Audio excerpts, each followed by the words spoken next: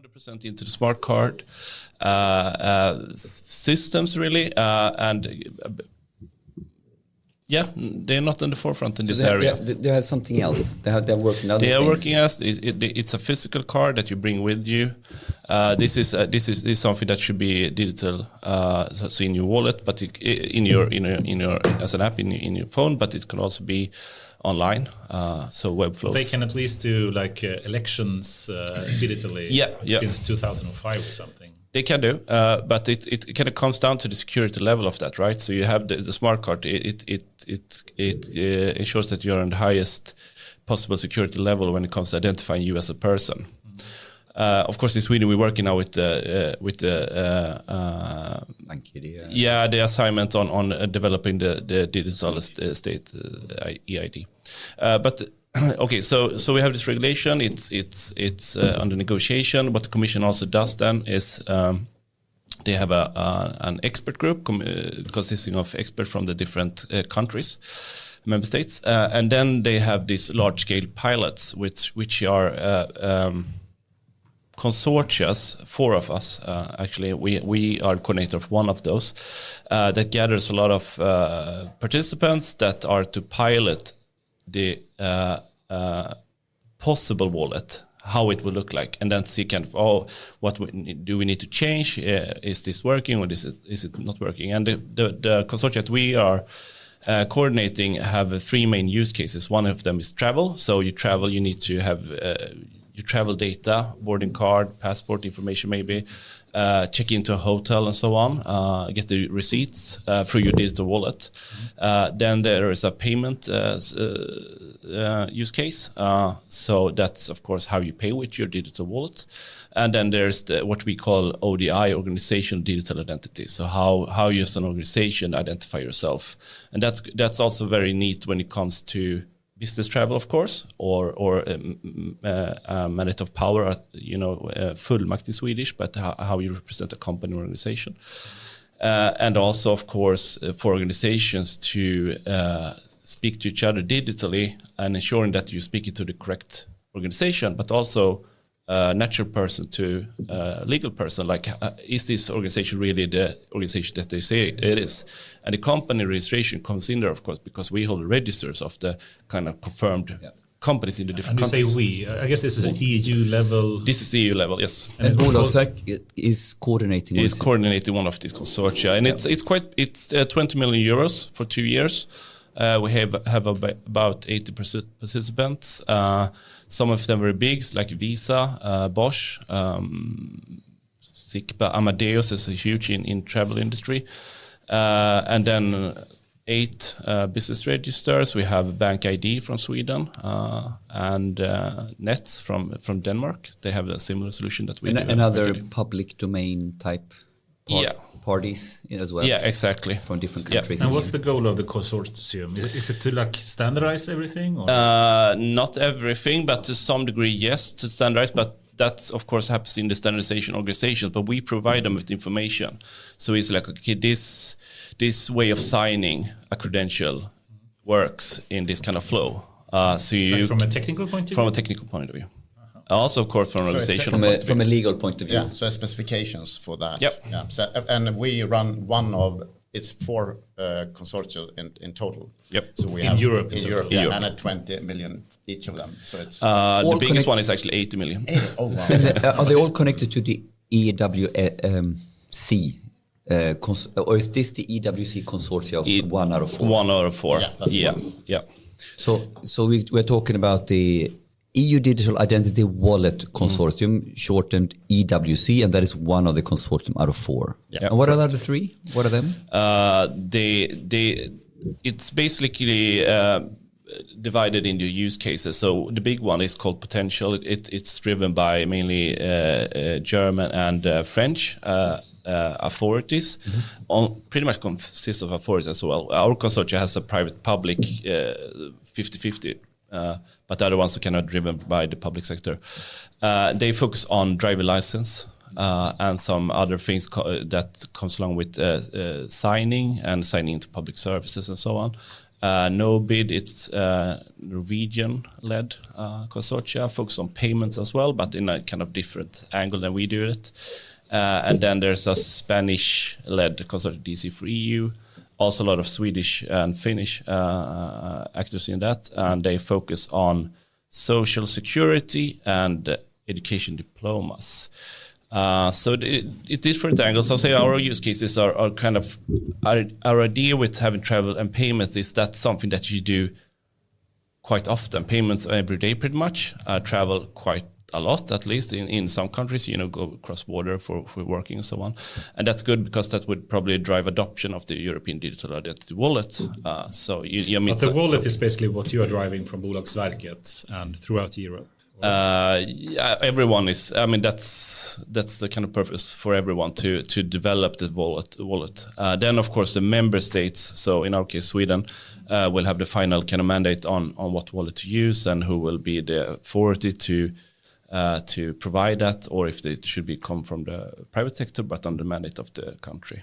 Cool. So the ultimate goal here is to have, in a way, how should we put this, digital movement in a secure way and doing different things, so we can basically do the things that we do as individuals, as organizations across Europe. Exactly, and it comes, if you take even a step further back and you look on the kind of targets from the EU and the EU Commission, it goes into the digital inner market. So we need to move, and we need to, if I'm in another country, I want to identify myself, I should be able to use the things that I use in Sweden, in Spain, and also of course online. And then there's also the digital sovereignty part of that. You of course remember the discussions with Facebook or Meta, their coin that they were supposed to provide. If you look at that in my mind, this is my personal opinion, that's actually an identity kind of scheme they're driving. They want to they also want to have some kind of wallet that and kind of have your identity there. Of course, the payment sector will be one thing, but then they kind of gather all the information as you, and they are now the kind of provider of your digital identity. And there were kind of outrage from many countries in Europe about that, because identity is basically one of the founding factors of a state. Yeah, so, and how can we take our identities back to the individual in this big scheme? And there's many kind of policy things in there. So it's a lot of focus on having the individual in control of their data as well. The whole Meta movement into that coin, what's it called, Libra or something? Or? Libra, I think it was first, and then it changed to something when they moved back to US. I'm not sure what the name is now, but yeah. But then you had so in this consortium, you now had an assembly last week. So you had one of the major meetups, or how we put it, exactly 80. So it's I think it was about 120 participants, of course from all of Europe, the Commission. A lot of people from member states and private companies, and we went basically through what we have done or achieved during these 7 months that we've been active, and I think it's all kind of impressive actually, because it's a bit of a tricky situation. Regulation isn't done. We don't have the architecture reference framework that we were expecting from the Commission, and. So you had some gaps on a lot of gaps that you needed to navigate. Horribly many gaps, and then this is completely kind of new technology in some aspects that need to be kind of integrated to existing technology and infrastructures. Not everywhere, and now, but we kind of scoped a lot. We see that everyone's kind of agreeing on like what are fundamental pieces into that. So for organization, what is an organization? How that differs between different countries. How do you identify an organization, and what kind of semantics should we use here? What's the next step? When do you think we will have some kind of standard that is implemented and used in Europe? Every member state, the regulation is up to vote now in January in the Parliament. I think the Council is a bit later, but when they're done, which they most likely will be. It's to 2026. Every citizen and organization should have the availability to have a digital identity wallet. That sounds surprisingly fast. Yeah, it's very fast. Well, let's hope that actually and plan. so It's also very interesting when it comes to digital identity vaults, when it comes to like adding another level of like documents and proof and things like that.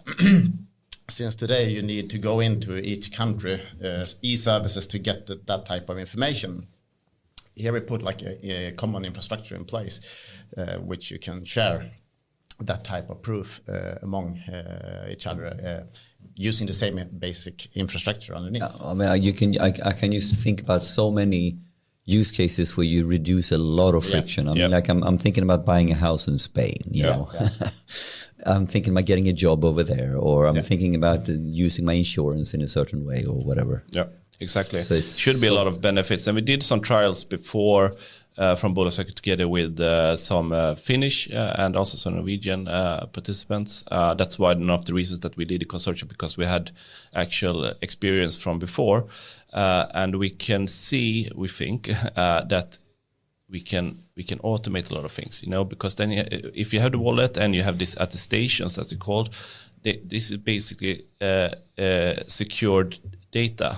So it's something that it's signed and trustworthy, and then you can automate a lot of things. And you can also ensure that there's a kind of focus point for the individual. So you get the attestations on many different things from different authorities. You don't have to go back and ask them all the time, because the actual proof of whatever would be in your wallet instead, and then you can share it to the others.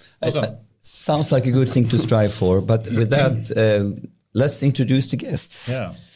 So very welcome here. Thank you. Patrick Eckemo and David Magård. I'm not sure how to say your last name in English, but Magård, I usually go for. Magård. You lose the I know you, Patrick, for a number of years. I'm not sure how long really, but like 5 years or something. But I think you are very famous for partly the 140 billion crown article from Dig. But I met you, I think, when you were presenting on stage when you were still at Posten. Yeah, I used to work for PostNord for years back. Some years back. But now working as the, let's see if I get this right, the Chief Digital and Innovation Officer at the Swedish Companies and Registration Office, the Bolagsverket. That's correct. Did I get that right? Yeah. Awesome.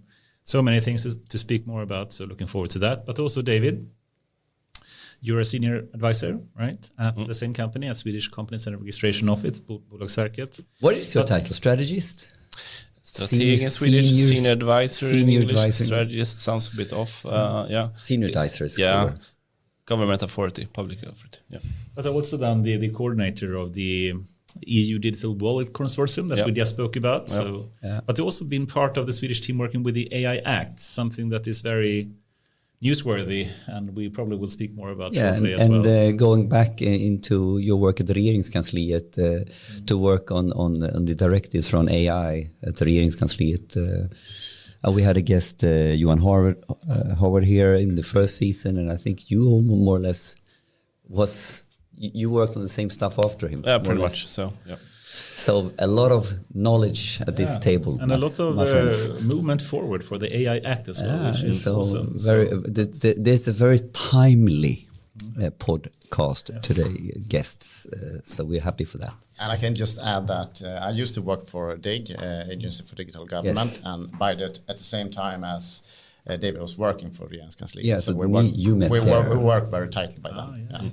He told me about that he was receiving your. I'm not going to go into details, but I heard the report. Yeah, the report. Many reports, but the report. The report as well. Yeah. We will of course going to talk about the report. But Patrick, why don't you give us your short breakdown? Who are you as a person, and how did you end up where you are? How would you describe yourself? That's a good question.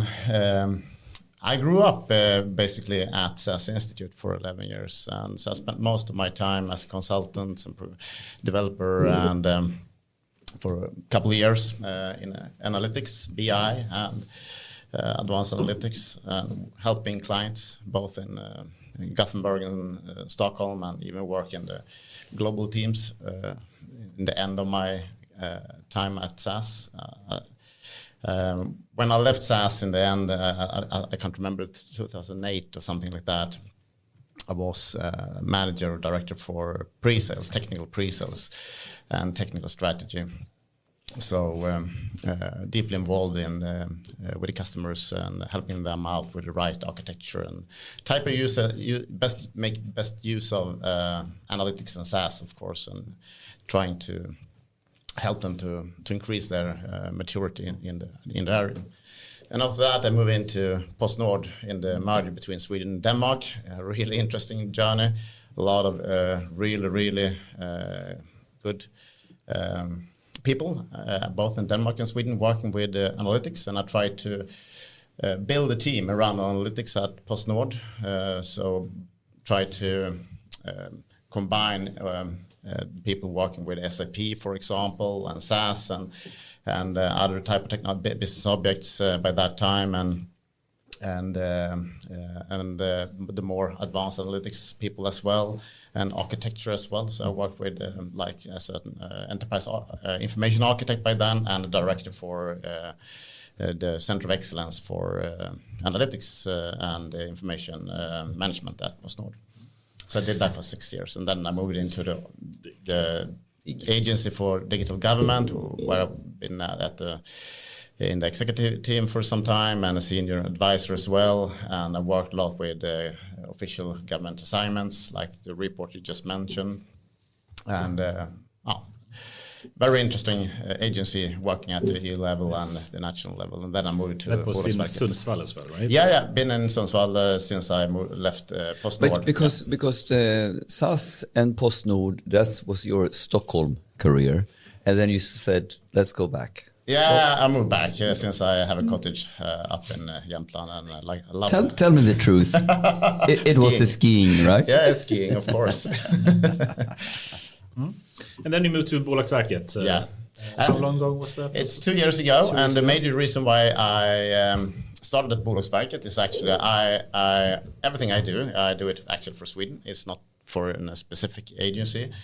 So I go every day I'm going to work. I do it for Sweden, I think, and I think Bolagsverket is a medium-sized agency where we can do things for real, I think.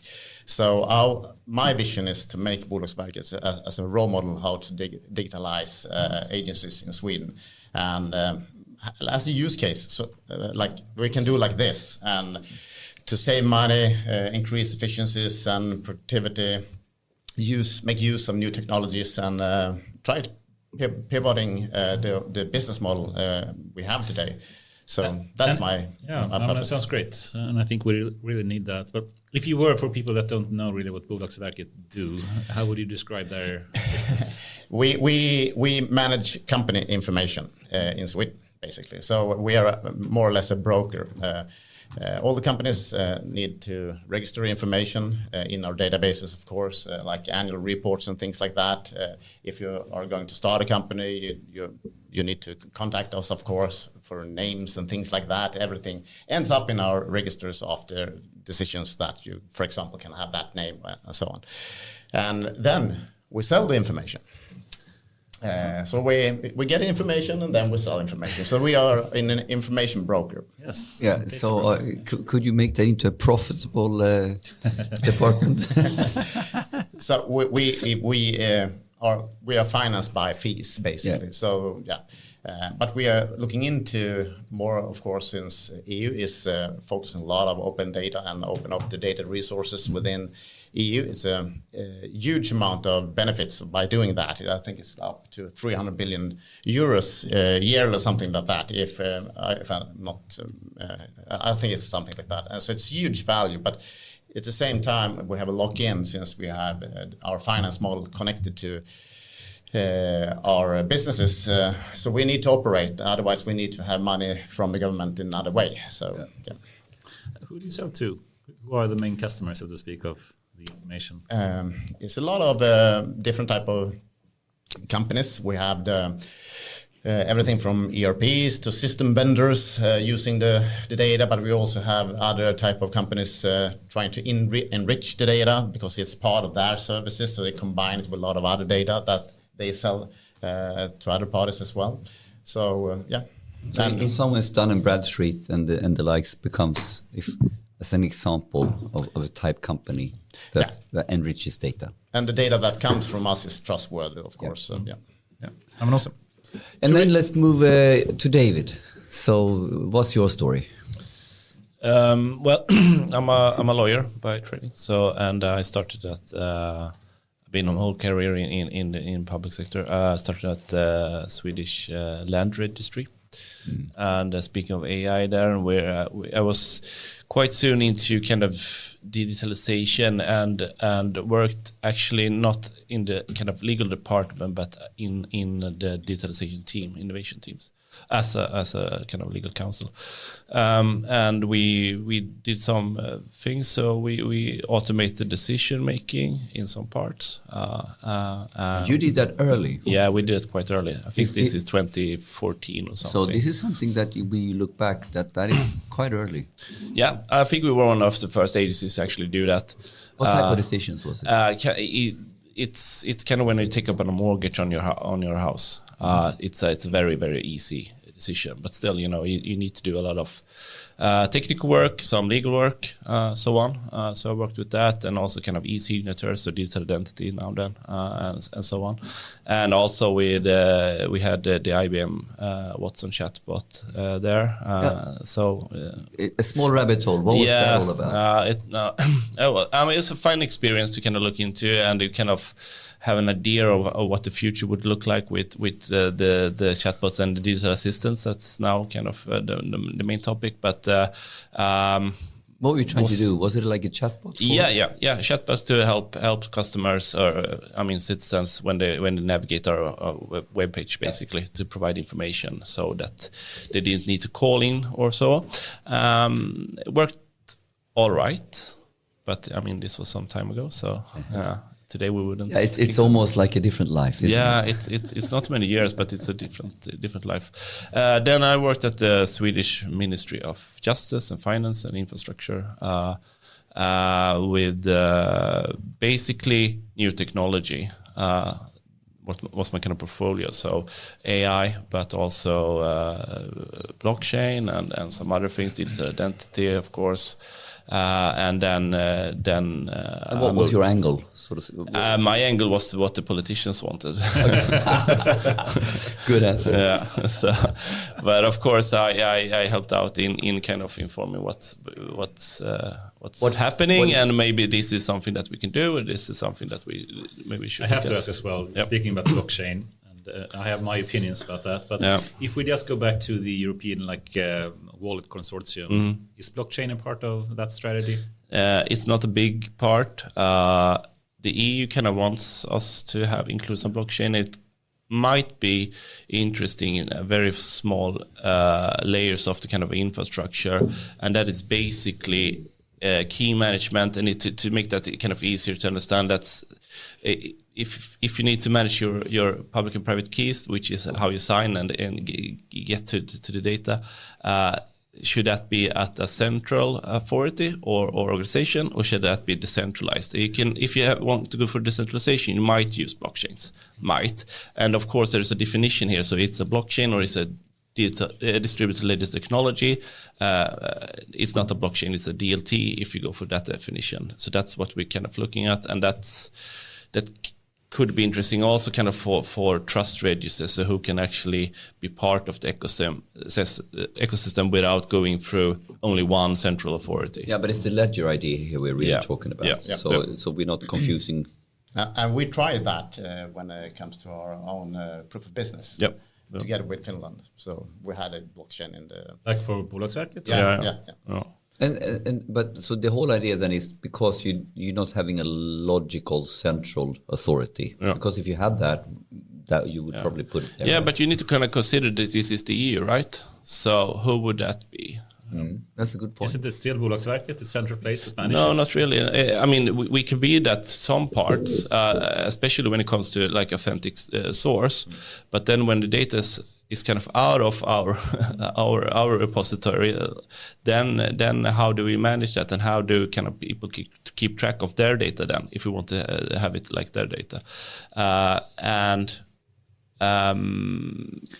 how can others trust it? And you have to have other actually being part of the chain as well. So. Exactly. But I really like the topic here that we are talking about what is actual problem and use case, and that is what we are focusing on, and not the technology A or B. Yeah, because I think technology. really I mean, there's some benefits with and some downsides of any technology it's used, and like what's being explored at the EU level with blockchains is basically the idea that, okay, we don't want to have one central authority that keeps track of everything. So how do we do it? And maybe we don't trust each other to 100% between the member states and different organizations. So how do we do that in a technical way, right? We can do it in a legal way, but then, And then, blockchain can be one of the use cases. Do you believe that will be the case, or do you think another solution will, if you were to make a prediction?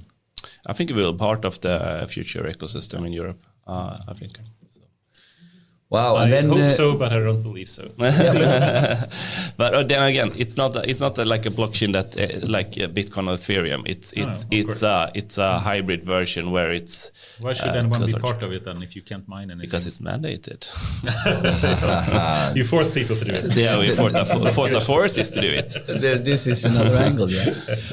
But we're governments, right? No, but it's something that you need to consider. But just jumping from here to like regeringskansliet, what's the English word? Government offices. What was from an AI perspective? What do you think was your main achievements during your time there? Main achievements, I mean, it's a collaborative and it's a politician's achievements. But I think we were, when I was working there, we sent out some assignments to DIG and some others, so that they could kind of provide with a lot of information, like what is out there, what do we need to do, what would be the benefits, and so on. So I think we did some interesting stuff there together. The trust model that was developed and still is kind of under development is one part of that. So it's a model for how you kind of are transparent when you use AI in public sector. So that's a part of it. Of course, the numbers here. Personally, I think I would have hoped that we would have come further and also been a bit more prepared for AI Act. But it's. But when you're at regeringskansliet, if I'm doing a little bit like a fly on the wall scenario, what was the discussion on what you were trying? What was the main topics that was trying during your period? What were you trying to achieve? We need to know better. We need to put up. We need to have reports coming in, or how is that sort of conversation going? I mean. The political idea was basically to work on with the Swedish AI strategy, which is not really a strategy but kind of a direction, and to implement that. And that said a lot of things. So we should have common infrastructures. We should be more involved in the EU work. We should share data in a way that it's suitable for AI systems and so on. That was the kind of main focus areas around the year. And then you came to Bolagsverket somehow. How did that happen? There was some people called maybe, and there was a job opening there that sounded interesting. So I applied for that. And if you were to just very, very briefly describe your role as I'm a senior advisor. Basically, I do things as I work with this consortia, so that's more kind of tangible. But I also provide, take part in expert roles. So I'm the Swedish expert in the European Commission's working group on AI regulatory sandboxes, and also in European blockchain partnership. Could you add that to the list? Yes. I was thinking the same. Yeah. And I take part in some kind of regulatory work, and then I do some kind of foresighting as well, and help out with some strategic Foresighting. Omvärldsanalys. Omvärldsanalys. The Swedish word is better. Yeah, it's much better. That's the only word that I've been able to find. But to see like, okay, what's happening, and mostly focused on the EU level for my purposes, of course, and then kind of take that back to our organization and say like, I think this is happening, and I think this is where we should go. And when you work with, as I understand it, as a senior advisor, you're looking into the future. Are we 3 years, 5 years, 10 years? What is your kind of frame when you talk strategy? I would say 3 Bolagsverket? to 5 maybe, and Patrick is 10. so 10 years? Yeah, he wants to be at least. Patrick is up in the air. I still have my feet on the ground. Yeah, exactly. But I mean, of course, the management level sets the kind of, this is where we want to go, and then I try to see like, okay, but this will happen, and I think this will happen when it comes to regulation, and this will happen when it comes to policy and tech. Of course, I'm a lawyer, so I wouldn't be I wouldn't want to go too deep in that, but I can ask people. But in this strategy role now, because as you highlighted, you were counseling, and there was a technology dimension. How big is, when you look at 3 to 5 years ahead strategy, where we're gonna, how will Bolagsverket look like in the future? How big portion of your work would you sort of roughly estimate is technology? I would say innovation driven. I would say digitalization, because that's more broader than technology. Yeah. But one thing that me and Patrick has been speaking about a lot internally, but also externally, is that the main kind of bulk of what we're doing is digitalization. Because that's what's going to change. Yeah, that's you know, that's how we become more efficient. That's how we create better services. That's how we kind of connect to the ecosystem, the companies, and so on. And then the other part is that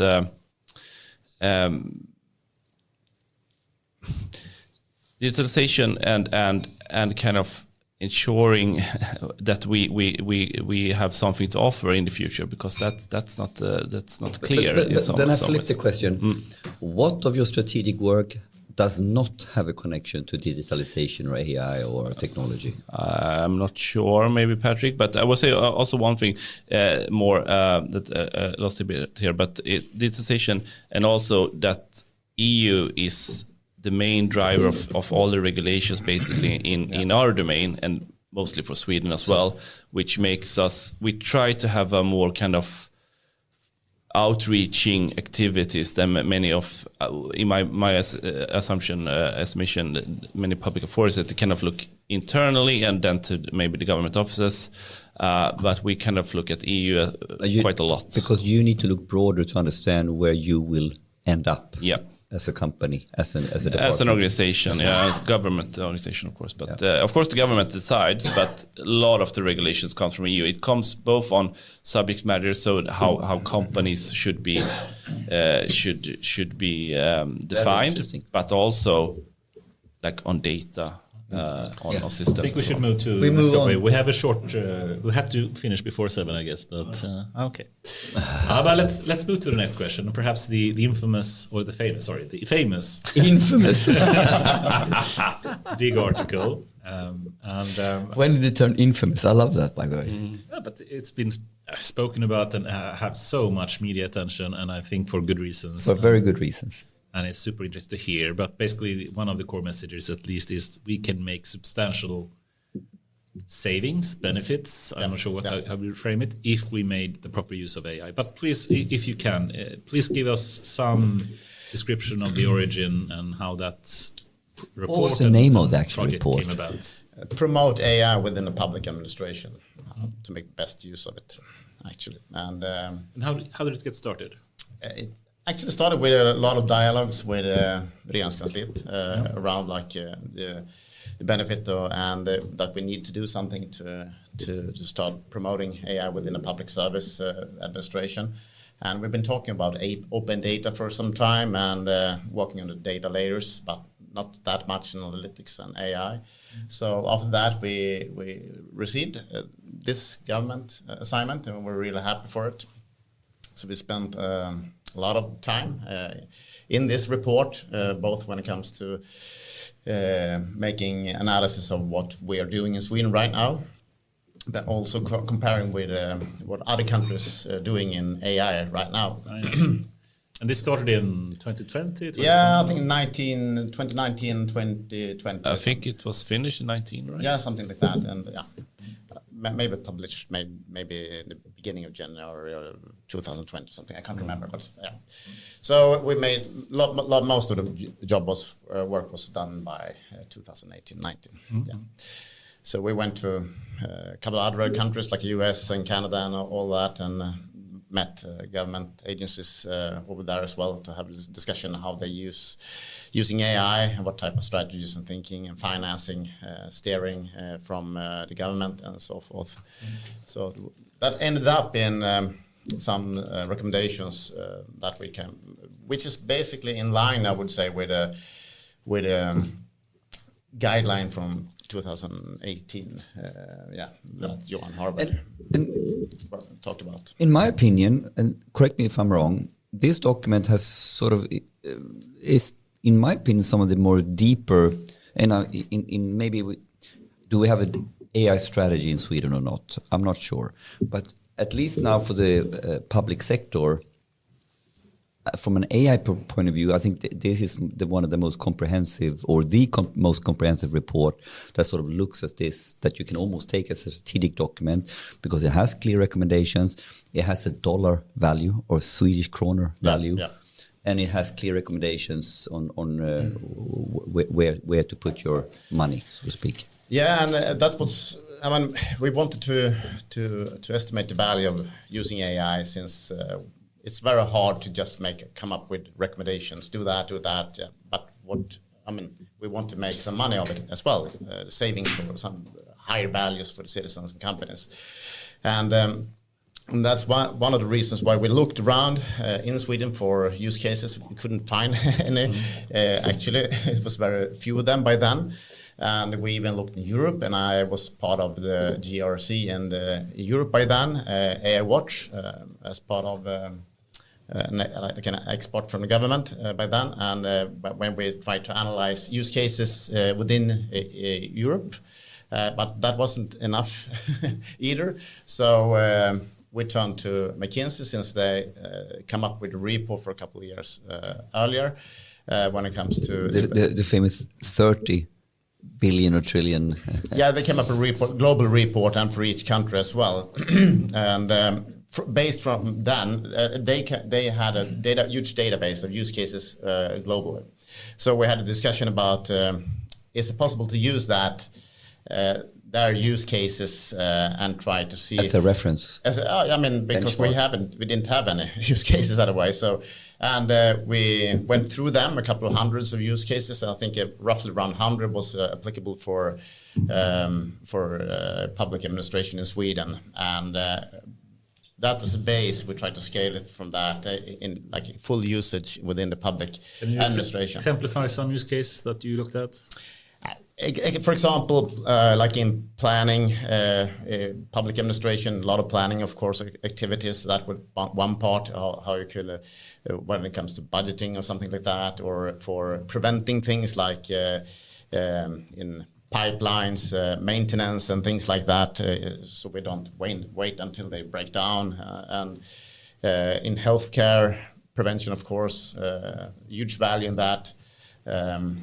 So before it actually happens, and have some preventive care in some way. Exactly. Yeah. So a lot of different type of use cases that builds up that the famous number we come up with, 140 billion. What was the majority of the contributions to the number 140? Was it healthcare, or was it? Actually, it was. I brought some papers with me here, so it's actually pretty fairly distributed, I would say, across domains. We used the COFOG standard model to distribute it over a couple of different type of sectors. And we could clearly see that when it comes to like common processes within the public administration, there's a huge value.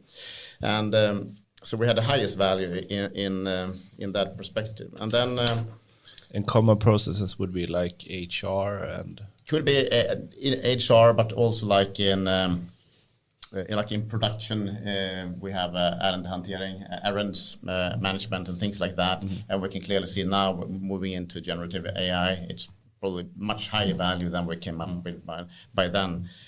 So if we look at cross-domain, healthcare, education, labor market, how to optimize the fit between matchmaking and social security, since we a lot of frauds and wrong payments in the systems, and how to prohibit that type of stuff.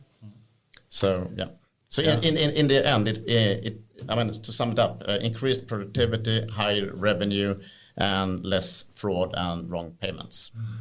Those were the value levers, so to speak. Yeah. And how was it received, in your opinion, at the time when you because I think there was quite a lot of buzz around it, because this was something that we in the community, we knew about this and we read the report and all that. But what was your view on this from the inside? But I think it's been fairly referenced and discussed and all that. The main problem, I would say, in Sweden is actually we don't have any debate about digitalization at all, since it's not, no parties actually sees as at their own area or topic, so they never talk about it because it's not an issue. I mean, if we have that big potential, by digitalization using AI, why wasn't it more? Yeah, I mean, because it was very. I think you underestimate, the impact it had in media and other places. But we would love to see some more actions being taken given this, right? Yeah. But at the same time, I mean, you don't win elections or talking about digitalization. Yes. You win elections talking about more teachers, more nurses, and things like what we've been talking for 100 years. Yes. And that's the problem. We're still talking about all the recipes to solve today's problems. And this is a means to an end. I mean, digitalization is just a means to an end. So. But okay, I think you're spot on. And we cannot get it into the political debate. We have never really seen them argue for the election on the digitalization topics, and they should. And I think you could position yourself, and I think they're making a miscalculation if you do it in a good way. But why aren't we doing that? What is your? Is it too obvious and simple? Why? What is missing to make this part of the debate? I think that's just my personal opinion. I think we are trying to solve symptoms in the system all the time, and we can clearly see we need more people in the healthcare. We need more people in the schools. So we solve it by more teachers, more doctors. But the problem is we still have the same way of working as we have been doing for 100 years. No differences at all. So when it comes to digitalization, we are really, really good optimizing the current business model, not trying to change the way we work. And if we're going to make use of the full potential of digitalization, including AI, we should start first looking at how to do the right things. How to reinvent. And then optimize the things we're doing. Things right. Do the right things. Yeah. I think it's so common for non-technical people. They see a problem. We need better healthcare and better education and whatnot. And what is the normal solution? Well, you add more people to it. And for technical people, you at least can get some discussion on perhaps we can have tech that actually helps make that process more efficient. But that is super hard to get through, and the traditional solution is just add more people to it. And in Sweden, we have an autonomous, I would say, system. We have an extremely stable public administration, one of the best in the world, I would say, and it's served us well the last couple of 100 years. But it's optimized for specific tasks, and digitalization is a horizontal thing. And we need today we need to start. We have been always looking from inside outside, delivering our own services to our own customers in our own channels, and so to speak, instead of looking at from who are we going to serve? Citizens, companies, and so forth, and they want a seamless journey. It should be as easy as possible without any hassle, and we should try to remove all the unnecessary demand on the public administration. But we're still focusing on each organization, and even if the politicians really want to change something, it's really, really hard, since it's like self-playing piano. It's like going horizontal instead of going vertical. I mean, you're trying to optimize the vertical, but in reality, if you did optimize the horizontal, which is hard to speak about because you can't really be that concrete. But if you did focus on the horizontal improvement, you would gain benefits in all the verticals at the same time. Exactly. Yeah. And just as an example here, in the latest report we wrote about AI, and one of the things we came up with was we are badly needing like a common. Sorry. I was trying to hold it in. A common infrastructure for AI within the public administration, since it's a huge value by have it like a common resources instead of everyone is trying to do it their best. So if we look at just as an example for like savings on the pure technology part, not the value creation. So if the 40 larger institutions in the public administration would try to to establish like the basic common AI infrastructure in place, it would roughly cost around $500 million, something like that. And if it depends on how you calculate, it could be 300 millions as well, but something between 300 and 500 millions. And if you do it centrally, it costs 50 millions. Yeah. But the challenge here is, if you do it centrally, you need to do it from Regeringskansliet, and you need to do it. They need to do it. If they don't do it, then the public administration need to manage it anyway, and then it will cost roughly 500 millions. And so a proactive decision is 50 million. Non-proactive decision is 500 million. Then we need to manage it. But the challenge here is then just for the bigger public administration, like agencies and maybe some regions and municipalities, they will use AI as a means to enhance their operations. All the rest will be left out, basically, I would say. Of course, they will have it like included in their Microsoft tools and all that, like common, but they won't be able to use it by themselves. So that's the reason why we push so much for like a common. But the root problem here, some of the root problems here are, in my opinion, exactly the same as you go to the corporate sector. So I mean, like, so we're talking about the fundamentals of how we are steered, organized, and how the mandates look like. And in order to fix some of this stuff, you need to fix the organization, you need to fix the mandates, you need to fix the steering. And if we're a little bit technical, we can talk about Conway's law, or doing an inverse Conway maneuver. I mean, like in software engineering, we learn since the 60s that, you know, the systems you design seems to follow the organizational communication structures of your organizations. So ultimately, an inverse Conway maneuver is basically, you know, how do we architect the organization that allows us to then be able to budget and steer good systems? Do you agree with this kind of logic? Because I think you can't fix this if you're not at the same time fixing the organizational mandates and this. It needs to fit. I mean, like, they need to be cohesive, the two dimensions. Yeah, I mean, you need to change. I mean, I would say this is a really challenge when it comes to like the governance model we have in the public administration. I mean, it's been for so long, and everyone said, "Don't touch it, don't touch it." And so, I mean, even if we have politicians that clearly want to do something, and I mean, I met a lot of them. It's very hard for them to do it. Because of these things. Yes, and since we have a lot of burning issues, I mean, we have the increased we need to invest a lot of money in the military capabilities right now and so on. So how can we motivate to steer money to this area? Do you think Bolagsverket can be a role model here in trying to build up something that can be reused throughout different public sector domains? I really hope so, and I think we have a really we have a, I would say.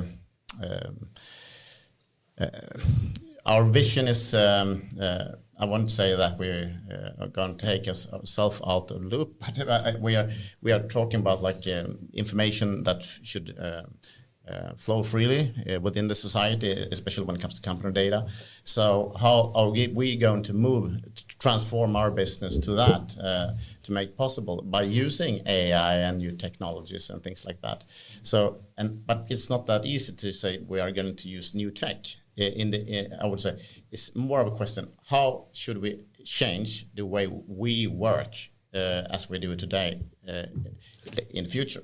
So we're looking very much into change to how we operate our business in like 5-10 years. And then you can kind of take that conversation or question to the macro level.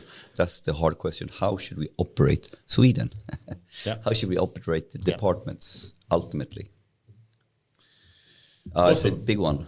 Yes, I'm eager to go to the offentlig AI initiative, etc. But maybe we should. Let's go there. I mean, like, so if we wrap up the DIG report, we got into a rabbit hole, but so what was the afterplay a couple of years later? The afterplay is we came up with some more reports connecting to it, actually. So, I mean, one is trying new technologies, and Lantmäteriet was in lead of that report, and we came up with the trust model, which is really interesting, and David is really deep into it. And you can talk about. We can take the trust model is a good topic. Actually. Yeah, we can dig into that. I think, and then we came up with a new report also when we dig in even further when it comes to the trust model, but also an AI guide for the public administration and some recommendation for common. So this was another government assignment, basically, yes, right? Yes. Can you? What was the name in English? Is it called? Promote AI in public administration. Okay, it's almost the same as the first one. Yeah, and if I'm a little bit cynical now, to move to present day, like a week ago, 2 weeks ago, we have now a new AI commission, led by Svanberg. Is it the same old, or are we adding value now, or are we chewing on this? I'm not to be a little bit brutal. Yeah, okay. So my personal opinion is that we pretty much do. I mean, Patrick and I have been involved in some of the reports, but there have been many reports from different agencies, from AI Agenda, the Agenda of AI for Sweden, consisting of companies as well, and academia. SEB, for example, SEB, Socialstyrelsen. A lot of them, and everyone kind of says the same things.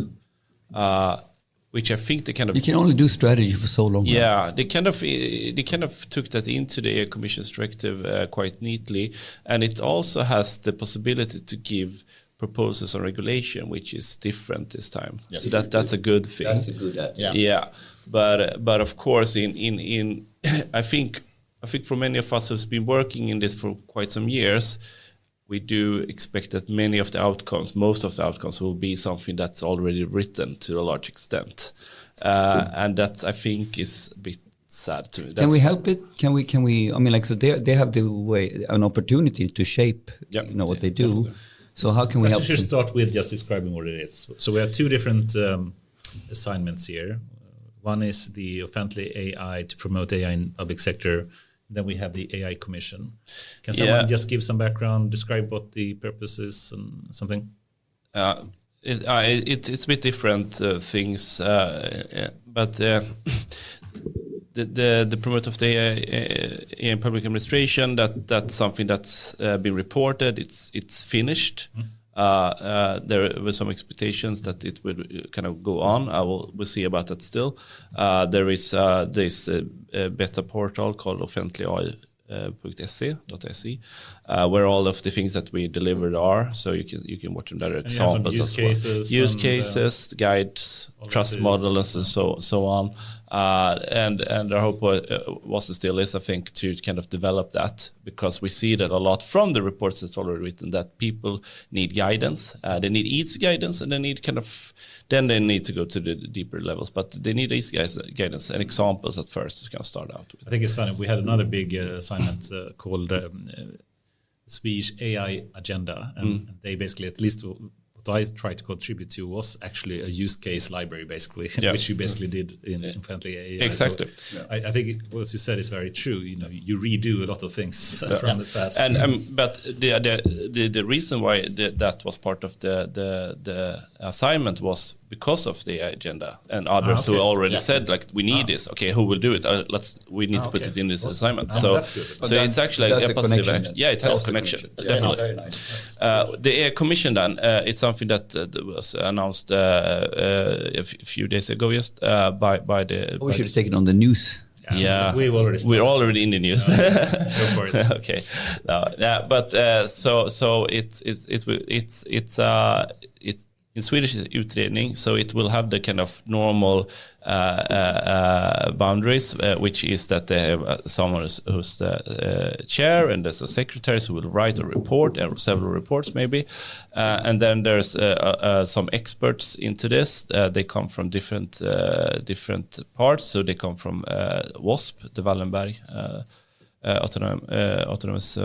An AI system program? Exactly.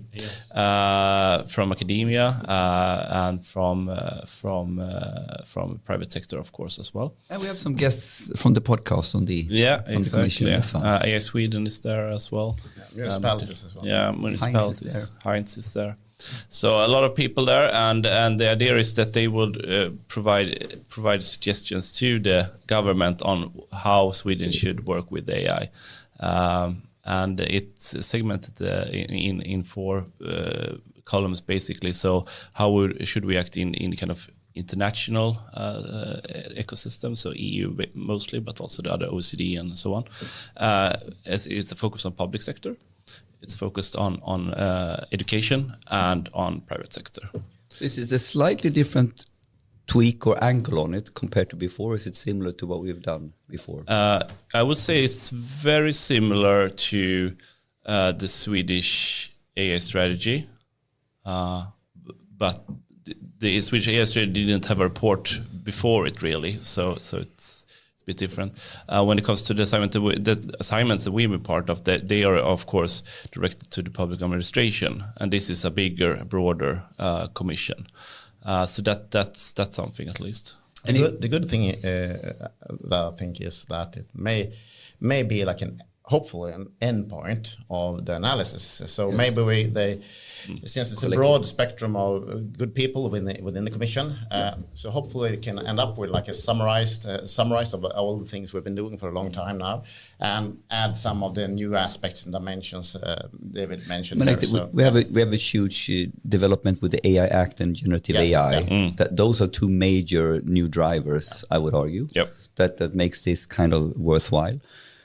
Now, Patrick and David, I ask you, if you could dream, what would be the added value that they could do in this commission now? Put an endpoint, I think was a really nice way of putting it. What else? How would you frame what the added value can really be at this point? If you say endpoints, I would say targets that are financed. Yeah. Finance targets. Yeah. I think there's a big point that is missing. And another thing, finance is really, really important, of course. Yes.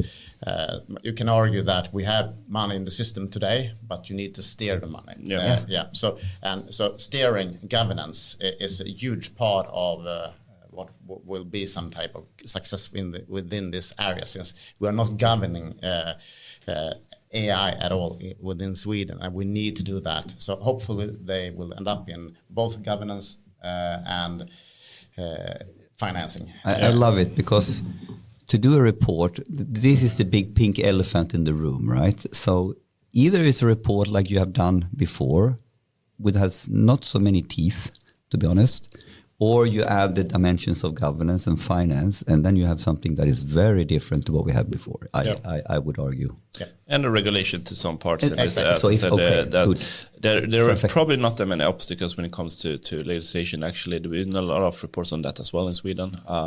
Of course, you can argue that we have different public administrations that sit on a lot of data in silos, but you have to remember that it's the way it is for a purpose, because if we gather all the data, who actually owns the data then? Yeah, you pretty much have a 1984 state, right? Use it for whatever purpose. Yeah, it depends, of course. But I think Patrick's summary is profound, because if you can add regulation, governance, like organization views and finance to whatever we have done before, that is what is missing. A clear target in these dimensions that someone can vote on, to be honest. And can you also combine it with like some type of missions? We have a lot of like societal challenges that needs to be solved really badly, and if we can have some of those in place and using digitalization and AI as means to solve these issues, that would be really, really good. So and then it's completely worthwhile because we haven't been able to sort of tie the knot on these topics, and this could tie the knot. But these are the things. If you don't do them, I don't see so much added value, to be honest, because we have done great work. But that's a really good summary. And we see a lot of the other comparable countries, like in the neighbors and even in Europe. Norway came out with like $1 billion. Yeah, they're spending a lot of money, and we can see. It was spent. It's a long time they spent 5.5 billions, and hopefully that the government should meet it somehow, like we did before in Sweden when we built Sweden. Hopefully we'll see that more of in the future as well, that we can together, both in the government and the business and the public administration can work together. Actually, I have a topic that we can take on a more philosophical level. If it was your money, how would you spend it? Let's take that when you have had one more beer. Good, Henrik. If it were your money. Should we move to the AI Act kind of thing, or should we?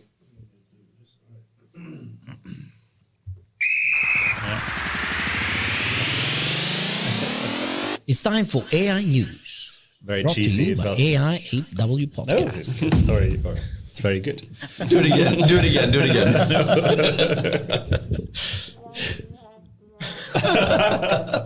Thank you, Cora. So, in the middle of the podcast, we have a short break, or not so short, we'll see. Speaking about some recent news that have occurred in the last week, or something that is of personal interest for all of us. The AI Commission was actually weekly news, but there was too long, so we covered it as a topic. Good. Yes. So, okay, it's been happening a lot of stuff in the last week as usual. Anyone that wants to go first? Speaking about, the follow-ups from Gemini or the AI Act, which I think, of course, is super interesting as well. Why don't we start with the AI Act angle? And I'm looking at David. Is that news, or is that a whole segment? Okay, but let me. I say whole segment. Actually, it's a segment. It's a segment. I think should we take it afterwards then? This is news. The AI news will now come not in Aktuellt but in Uppdrag granskning. We can say that there's a provisional agreement on the AI Act. Yes. Okay, that was the headline. Headline news, more to come later. Yes. Okay, good one. Well saved. Okay, anyone else? Should we go Gemini, or do you want to take something? I'm gonna persevere to take topics that is not LLM or generative AI oriented. So I'm gonna push this, but I don't want to start. I want to start with the, what is the other news that Mistral released their Mistral, exactly. Yes, let's go there.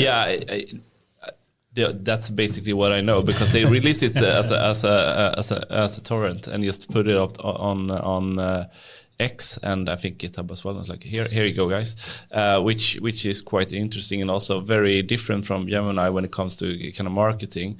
I for one was struck, felt like struck by lightning when I saw the video from Google on Gemini. But then I understood that they are all did a lot of cutting and editing in that one. So that's another news. Two news. Let's continue with the Mistral thing. I think it's interesting from a technical point of view in many ways.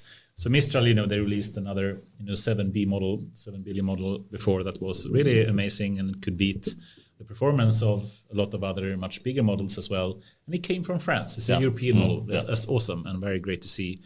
Now they released another mixture of expert model, the Mixtral, which is 8 models at once. And this is, as at least speculated, what also GPT-4 is. So GPT-4, they say, is also a mixture of expert model that is potentially 8 or 16 different models that have different experts in them. And now, finally, and I've been waiting for this for some time, when will the first mixture of expert open source model come out? And Mistral was the first one to do it. So I think this is amazing. And I think this, of course, is the future, to have this kind of not as simplistic as just more transformer blocks, but actually having a set of experts where each expert focus on different topics. And in that way, it's much faster to train, and especially it's much faster to do inference on. Yeah, and the energy consumption is, and the whole consumption of how you use the whole neural network to what you need to light up is a very different architecture. Yes. So could you elaborate a little bit? I was trying to read up to understand the differences, but it's quite cool. So I mean, basically each token as it goes through the network, this kind of autoregressive, it takes one token at a time, and then when it has one token, it takes the next token. But depending on the token, it goes to different paths in this huge network of, in this case, not 7 billion, but like 40-ish billion, 45 billion, I think it was. But it doesn't go through every parameter. So these kind of traditional dense models have to take use all the parameters for every token. Now it can just take like 1/8 of it. It's not really true because it's not every part of the transformer block that is duplicated. It's just the feed forward part, which is the one that has the most parameter in it. So that is the most important one. But still, a part of each block, as it goes from layer to layer to layer, as all these kind of deep learning networks do, they are routed depending on the token.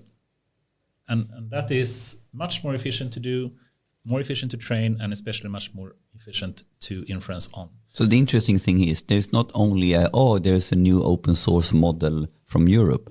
It's a first in building expert models like this, like the architecture. Yeah, but Mixture of Expert has been around since 2014. It's actually, I think it was Ilya Sutskever, that is still, driving OpenAI that first wrote a paper on this, I think in 2014 or something. But to put it out in the wild, so to speak. Yeah, the big open source one. And of course, Ilya is now working in OpenAI, and probably GPT-4 is a Mixture of Expert since he first published about it, to my knowledge. So it's super cool that we actually have an open source version that is in potentially the same type of architecture. It's just not the bigger what they build 7B. It's 8 times 7B. It's a slightly different architecture. It's cool. It's bigger, but still faster. Smarter. It's bigger and faster. And more efficient. Yes. Yeah. Okay, that's one news. Then we almost slipped into the Gemini news. And the Gemini news, we talked about Gemini last week, but there is a twist now. It is a little bit faked. What did you hear, David? No, I just saw on following the news and saw that they actually edited that quite extensively. They haven't shown, as far as I know, how much they edited, but it wasn't that real-time interactions. We were all blown away by the video. We were blown away by the video. I texted Patrick like, what is this? now we are on AGI, but it's a bit disappointed, of course. But as far as I understand it, Anders, you're the real expert here, probably, but it's still a better model than ChatGPT. In some sense, we can speak about the MMLU benchmark, which is to be heavily, discussed and questioned, but which is the one that they beat on potentially. But leave that aside. I think I feel cheated. I feel a bit annoyed because we spoke last week about Gemini, and I spoke specifically about they are just drawing an image of a guitar. Now they have an audio, and then they were writing or drawing other stuff, and suddenly they have an electric guitar, and suddenly they have drums, and it was faked. It looked like it was real time. Yeah. Now it did produce the things, but it instead of what the video suggests, which is that it's just drawing and it's in real time doing stuff, it was not at all in real time, and they produced like text prompts as well, and not just the drawings. And they had this kind of other demo, which was this kind of duck, which they drew. Exactly, that was. Yeah. And that looked like it in real time as you just added some blue paint on it. But that was also like not in real time. And they had, textual prompts that they didn't show. Why would you do that at this point in time? Why? And Google has done this before. If you remember the old duplex thing, it's a standard. No, but we all gonna know about it, and it's just destroys trust. I think I know one person. It destroys trust if you get caught. But they get caught. They get caught, and they got caught before with the duplex thing. But they caught Steve Jobs. He didn't get caught. Yeah, well, no one. Who likes Apple? I do. Sorry, but anyway, we have a person, personal friend, that worked with Gemini, and he's a very good guy that I know, and And I'm sure he wouldn't say this, but I speak in his words when I say that I think he's very annoyed with the marketing department of Google. I think they would never, as a scientist in DeepMind, produce a demo like this. But then they have some kind of need to be superior to OpenAI, and then they have the marketing working with the scientists and developers in a way that I think is questionable. And I don't think internally in Google they're really happy with. Like the benchmarks are impressive, and let's now it's very back to let's see when we get it and see what it's going to look like in real life. It's still super impressive with Gemini. They didn't have to fake it. I think I'm a bit disappointed. I feel a bit cheated at least. What about you? Yeah, I think so as well. I mean, they don't have to. No, they don't have to. You don't have to. Do you have any news? Yeah, I just looked into Wired today, and I saw one of the notice on Neko, the full body scan, body scan, which Spotify founder came up with as one of the maybe one of the new unicorns from Sweden, and seems to be very, very promising and popular service where you can go into AI for healthcare. Yeah, so it's more like you can go in, have a full body scan with make use of AI to prevent being sick, basically. It could be skin diseases or whatever. And I think it's an interesting use case in general when it comes to prevention. And I see it in other parts of the world as well. For 1 year ago, actually, when been using it for the same purpose, but more for diabetes, and with very successful results. And I mean, like we talked about this before the pod. I mean, like the whole angle of prevention. Yeah. I mean, like we work in the public sector. The compounding effects of value and saving money is probably very hard to even calculate. It's massive, of course. So prevention is the way to go where we can, of course. Yeah. I mean, just when it comes to wrong payments within the government, it's tens of billions each year, and hopefully we can reduce that by the new agency when it comes to payments. It's about like a core, but also using new technologies like AI. So interesting where this is going with Daniel Ek has been quite successful so far. He's behind it. I'm sure they have some good tech and motivation, and he certainly have a network to make it successful. Yes, right. So I think it will be successful. I actually put myself on a waiting list, and I got the time. Yeah, boy. But I didn't have the courage to go through with it. And why didn't you do that? Because you were unhealthy, right? I gained some weight, yes. So, probably said. All right, one news from me, and I'm not going to talk generative AI. So instead, I'm going to talk about Tesla Optimus Gen 2. And could we have some clips so we can have a look at it? So let's start with the video.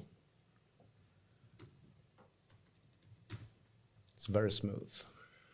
So it's the generation Optimus generation. generation. This is the first one. This is from the first generation one. So this is not the new one. This is March. Yeah, but we'll see the fingertips soon. So Tesla, is not only building cars, they're building a humanoid. This is what the humanoid looked like. It's not the Terminator, but it is a humanoid robot. Yeah. And they had improved the neck movements, one of the key things, and they have improved the next generation of the hands as well. Yeah. So two-DOF actuated neck.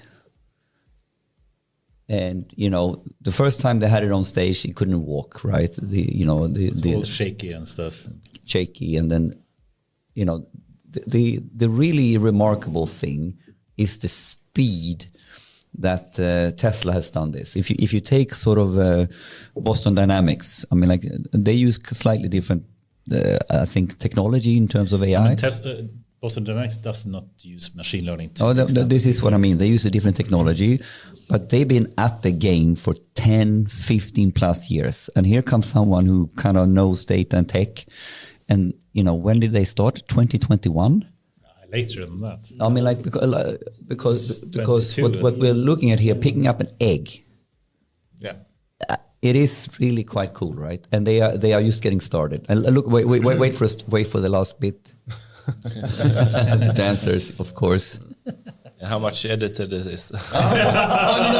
This was the funny thing. This was the funny thing. In the press release, explicit, no editing. They made it explicit in the press release to make sure this is real. You know. Okay. Elon loves to bash other people. Yeah, he loves. So that was a direct bash for sure. Do you know how much it costs to buy it? What do you mean? So far, but You can buy it. You can buy it. Yes. I can. Not yet, but it's gonna come. Yeah. What is the first? What's the list price? $25,000 to $50,000. but it's like a car. Ah, it's like a car. I'm gonna buy one. I'm gonna buy one too, man. For what purpose? Yeah. No, I'm just gonna have it like hanging on. Get another beer. Okay, yeah. Why No, not? this is cool for conferences. When you come, you pick Yeah, up all yeah. the best from this guy. Perfect. But I mean, what's the idea of this? Do they have a special purpose? Or it's just I can't speculate, but I think for one, it's surprisingly often many. Okay, let me backtrack a bit. AI today, for one, what chatbot is doing is basically just perception. What they want to add is planning and reasoning. This is not really what ChatGPT has today, but they want to do it. Potentially, the Q-star thing that OpenAI is doing is that thing, but they need another third thing, which is control. So if you take a self-driving car, that is not general, it's narrow, but still it has perception through the cameras. It has planning, and now with version 12, that's done through deep learning as well. And they have control, and also now in version 12, it isn't released yet, will also be done in a machine learning way. So they have all the three components to do something that is truly autonomous as well, and acting in the real world. And that is something that very few AI systems actually do. So what we hope, and I think Elon is thinking with this, is that Optimus, when it has the humanoid form, which the rest of society is all optimized for, can do so many more things in an automated way. And I think initially it will be just manufacturing, because so many things there is optimized for having a humanoid doing things. But that can then be extended to whatever kind of task you want. And the humanoid form is surprisingly general and useful, I think. So the bottom line is to go in and do tasks where you can then install a robot and automate without changing the environment so much. So if you think about Amazon has done an amazing job to robotize AI, put AI in their warehouses, but they need to build from scratch like a warehouse that is optimized for how to have robots in them. Yeah. So how can you put humanoids now at places where sort of you don't need to change the environment. You can simply put them where the human was. That is the general idea. And then you come into manufacturing. You come into, if I take my old employer, Vattenfall, we have many tasks where I sort of, cleaning inside the nuclear power plant. So, you're doing high risk, high unsafe stuff, Yeah. So the bottom line with the humanoid is to be able to put a robot without changing the environment. I think that's the bottom line use case. Should we move to the next topic? I Which think is also partly news topic. But yeah, I think this is the end of news. We end with a bang. Good. Optimus is cool. According to Elon, that will have a bigger revenue impact than the cars potentially will. Oh, yeah. So we don't know. Anyway, but I think that's the news section, and then let's go for the next topic. Yes, and it was a big news happening to AI Act. But perhaps before we go to the AI Act, David, you've been part of this, and you were, as I understand it, a part of the Swedish team developing the AI Act. Can you just describe a bit how you get started with that and what you worked with at that time? Sure. So the Act, as any EU regulations, comes from the European Commission. They propose. That was in 2021 or something. Yeah, that seems about right. I'm horrible with years and numbers, so but Exactly. That first thing that goes out, right? Numbers. But then of course every member state have their own government offices, and it's the people from the government offices who negotiate the regulations on behalf of the government. And I was leading the Swedish group there in the first round, and then when I left over to the Swedish Companies Registration Office, I also helped out as some kind of expert to the team. Are you still doing that, or no? So that's a disclaimer as well. So I haven't been part of the trialogues, which is the last part here. So I don't know anything more than anyone else, basically. So I can't say anything that's secret in that respect. And just to explain the trialogues and EU, how it works, you have the Commission, right, the Council and the Parliament. Exactly. Right? And they all have to come with their versions of the... Yeah, and basically the Commission has already come with their version, and then the Parliament and the Council negotiate from their versions, and then they try to strike a deal. And that's what we see now, and that's also a disclaimer for this. So no one pretty much has seen the actual provisional agreement. So provisional is the agreement that will be then up to votes in the Parliament and the Council. That can actually be changed. It doesn't happen often. It hasn't been written to my knowledge either. It's just an agreement on like a superficial scale, right? No, it has... It's to speak from experience, it has been written in very many details, but they have to kind of ensure that it's correctly from what they also agreed to, and there are details, on language and everything. So they have to map out. Then they will release normally the provisional agreement, so it's open to everyone, and then they will take that and vote on it in the Council and the Parliament. And so if you look at when can the votes the earliest happen? There are 2 votes we're talking about still, right? Yeah, Council and Parliament. And it should be like Q1 next year. Both of them? Most likely, but it could take longer. So anyone who kind of says like this, I know everything about the AI Act, and they don't, and it's always like this with of course legislation. Devil's in the detail, and we don't have detail to today. But of course, we do know a lot, and we know what they kind of came in with, and there are also some kind of official reports on what they agreed upon. So we know some things that's there that wasn't there from the start. How does the negotiation, the mangling for hours and days, right? I mean, like I heard like the first mangling was like ridiculous 30 hours, and then they slept and then did some more mangling. Yeah. And this is what they were doing that for 3 days or 4 days? 3 days, as far as I... And then they came out and said, so you know what? In my opinion, at the end they had a couple of beers, sitting in the bar. All right, if I do this is the final negotiation is a napkin. I promise you. And we will never know about that, by the way, because now you need to write the napkin out. That's what you were saying. That was my joke. I mean, to just move into the news then. I mean, for one, it's been a work in progress for 2 years at least. Yeah, even more, because actually that's one part I think people, if you want to understand the regulation, there was actually a high-level expert group. I think it started in 2018 on the mandate of the Commission, where they asked a lot of experts, Fredrik Heinz from Sweden, one of them, on like what is AI, how to define that. And they changed it in the AI Act. They changed it, yes, definitely, and it changed many times.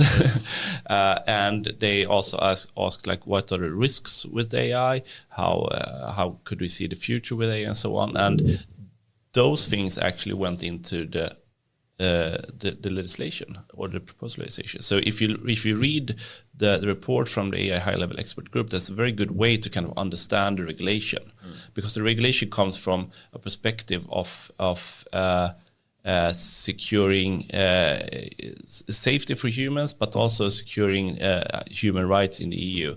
Of course, we can have a lot of discussions on like innovation and all of these things, but you have to remember that that's like the core of this. It's the first one was just to focus on the ethical guidelines, basically. Right? Exactly. Yeah.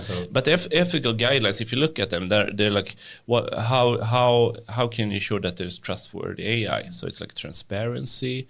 There needs to be some kind of governance structure. There needs to be sanctions. All of these things are kind of there, and then you kind of interpret that into a legal text with some additions and so on. But still. And then if we just move to the 36-hour over 3 days kind of discussions, before that, just like 3 weeks ago or something, France, Germany, and Italy came out. They basically said we don't like the AI Act. And France and Germany just have the big Mistral language model, and Germany had their Alpha. The Lidl thing. And of course they're going to oppose it because it would basically kill, at least as I understand it, the open source movement of these. Risk it at least. Right? Yeah, I think there were, as far as I understood it, and when I read what it said, so you have to remember this, and this is the tricky part, of course, with regulating technology, which I would argue that you cannot do here. Yes. Of course, the Commission said, but you do. Yeah, they said like we're not regulating technology, we're regulating risks, right? But you know that my personal opinion, okay, you regulate technology to a large extent. Okay, in the proposal from the Commission, there's nothing about foundation models. Yes, nothing. And actually, when the mandate from the Council was done, 3 days after that, OpenAI released ChatGPT, and everyone's like, "Oh." So, in the Council, there is this group that's called General Purpose AI, which is could be defined. The closest. The closest. European Parliament, they write about foundation models. So it's a bit of different angles to it, but it's basically the same thing. And it is these large language models and generative. But to my understanding, isn't the general purpose AI focused on the system and foundational models focus on just the model? Or am I mistaken there? I think that's one of the kind of devil in the details differences between the European Parliament and the Council, and they kind of merge that, as far as I understand it, in the final, hopefully final version. Now, as been leaked, of course, and what they write in the official memo from the Parliament is that they also regulate now. General purpose AI, because they, as far as I understand it, they merge them, and then they have general purpose AI that should have some transparency demands on that, and then there's general purpose AI with a systemic risk that has to have more demands on them when it comes to releasing them on the market. Because so otherwise, I think, you know, if you just take ChatGPT as an example, I mean, it has a model underneath it, GPT-4, for example.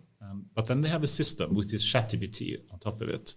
If you do release a system which is ready for end user usage, that's a very different thing, I think, than just producing the model. And I think if you do produce a model that is ready for use and can be abused as well directly in a very easy way, which ChatGPT potentially can, but GPT-4 perhaps not, I think it should be potentially regulated differently. And it's I agree, but then you have to kind of step back to how this regulation is actually built up, and you have to think about it. It's like a period. I mean, they speak about the risk-based assessment, so it's focused on risk for violating human rights and of course security risks. So that could be more like, you know, something blows up or something like that, more that kind of risks. And what they say is like, okay, think of a pyramid. So these are some risks that's unacceptable for using AI systems, of course. So it's AI system, it could be some other system, maybe, potentially. AI systems can't be used for these purposes. The most discussed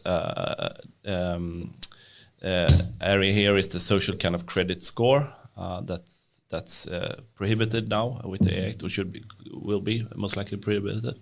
And then there are some other targets or areas which is called high risk. So that's high risk for. And if you use an AI system in those areas, then you need to have a certificate or some kind of controlled mechanism to ensure that you abide by some rules. Rules are on technical specifications, proper data use, tools to ensure human oversight, so that's human in the loop, and some other things. On transparency. Transparency, that's basically like transparency, because you have to document, right? And then What happens if you ask OpenAI to document GPT-4? Yeah, that's very interesting. Right? Yeah. What happens if you ask Google to do it? What happens if you ask Microsoft to do it? Will they do it? I don't know. We'll see. It's their IP, right? Yes. But they don't have to share all of this, of course. And that's also high-risk AI systems. I would say that ChatGPT is not a high-risk AI system, because it's just you can do whatever you want with it, right? When it goes over to something that's in the high-risk areas and use it for that purpose, then you have a high risk. ChatGPT to please tell me how to manipulate the election in US. Yeah. Isn't that potentially a bad thing? Or in France. Or in EU in the coming year. Exactly. Yeah. Then you use it for high, but of course then it's a regulation, so then they will target the user of that, normally not Will ChatGPT. it? Really? Do you think? But of course, there are demands on the transparency of the module, and also they have to report to some degree to the commission and or the AI board how that would look like. We're not sure, and also and we not know this as well. But if it's if it's a foundation model or general purpose AI with systemic risk. So we will see how that looks like because the definition isn't out. Isn't it strange though? I mean, Then just you need to to linger on this question, Yeah. is ChatGPT a medium risk, which I believe they said it would be potentially, and not a high risk. But it would be so easy to abuse it for really, really malicious purposes, wouldn't it? And if nothing else, to manipulate people's opinions, which is what they said would be Then a high risk. not even high risk. It would be unacceptable. Exactly. Yeah. Right? Yeah, it depends on. Yeah. And how can then ChatGPT, if you use it for that, be considered medium? Because it's the usage of something that kind of I mean, like this is what gives we you want. where you are in But the it's in regulating the this pyramid. technology, the chatbots. But this is the argument that we have discussed on this pod many times. Like you want to regulate the use of the hammer, not the hammer itself, right? And how the fuck do you do that, right? Yes. Yeah. It's very difficult. It's very and difficult in this case. Exactly, and it's gonna be. I think it's gonna be very interesting to see when the kind of it goes over from one area to another. So no risk or high risk, and when it kind of I mean, like I'm a bit afraid that they will Moves basically there. take the approach of GDPR, which is basically let's write a terms of service agreement, and once you click accept, then you can do whatever you want with the data. Now, if you have a terms of service agreement with ChatGPT and says you are not allowed to use this to build bombs, or to use this for military purposes, or use it to manipulate elections, and then you press accept, and then it's fine. Yeah. That would not be very satisfying in my view. Right? No, Some but- difference, I think. I mean, the one thing is integrity in your data. That's one part of it. The other thing is the usage of it and what you're going to do with it, which is more like the AI Act. And I think that is more difficult since, as I think we, in the end, we will probably see a lot of discussions and movement when it comes to how to regulate the usage of it. Because, I mean, I would say they will end up with some type of regulations that they can't give the service as it is too open. Otherwise, it will be too easy to manipulate. Whatever it is, you can use it for better things. So, But then it should be the usage that is regulated and not the technique, right? Yeah. But Which is wrong. and I mean the idea is that it's a usage that it should be, but How can you do that if you have a system as its general purpose, and then you say, okay, this system is now deployed. yeah. Should you say that this person does something wrong but not the? I mean, you can't regulate the users. You have to regulate the providers of the system, right? Both. both, yeah. That's one, and you also have to, of course, remember that there are other regulations in place here. So if you try to manipulate normal laws, political laws. elections, there are certainly regulations on that as well. Then you can get fines from the AI Act. But what I understand that they try to do with this is, okay, so the usage, something here that we don't want to see, but we also want to have some regulations on the providers of the AI systems to ensure, do we know what's coming out there? Do they understand that something's happening out here? Then we can also say to them, guys, you need to limit something here and so on. So it is the usage. Of course, the system in itself, to some degree, gets in the frame of the regulation. But because I think this is a good segue. I want to steal the angle a little bit now, because I think there's a pink element in the room now. So we can bicker about the regulation itself, and it will have pros and cons, and you will have your ass backwards either way you turn. The angle I want to take now, the only way we can sort of now judge if this is going to be a good or bad regulation, in my opinion, is going to be about what is the type of support package that we now put together to actually execute on the regulation. And this is where I think the scary part comes in, and where I think we can learn a lot from GDPR. So GDPR, I was at Vattenfall at the time. We had no problems dealing with that. We had our lawyer, we had our general counsel, we had 20 lawyers, and we hired 5 more lawyers, and we sort of trained the whole company.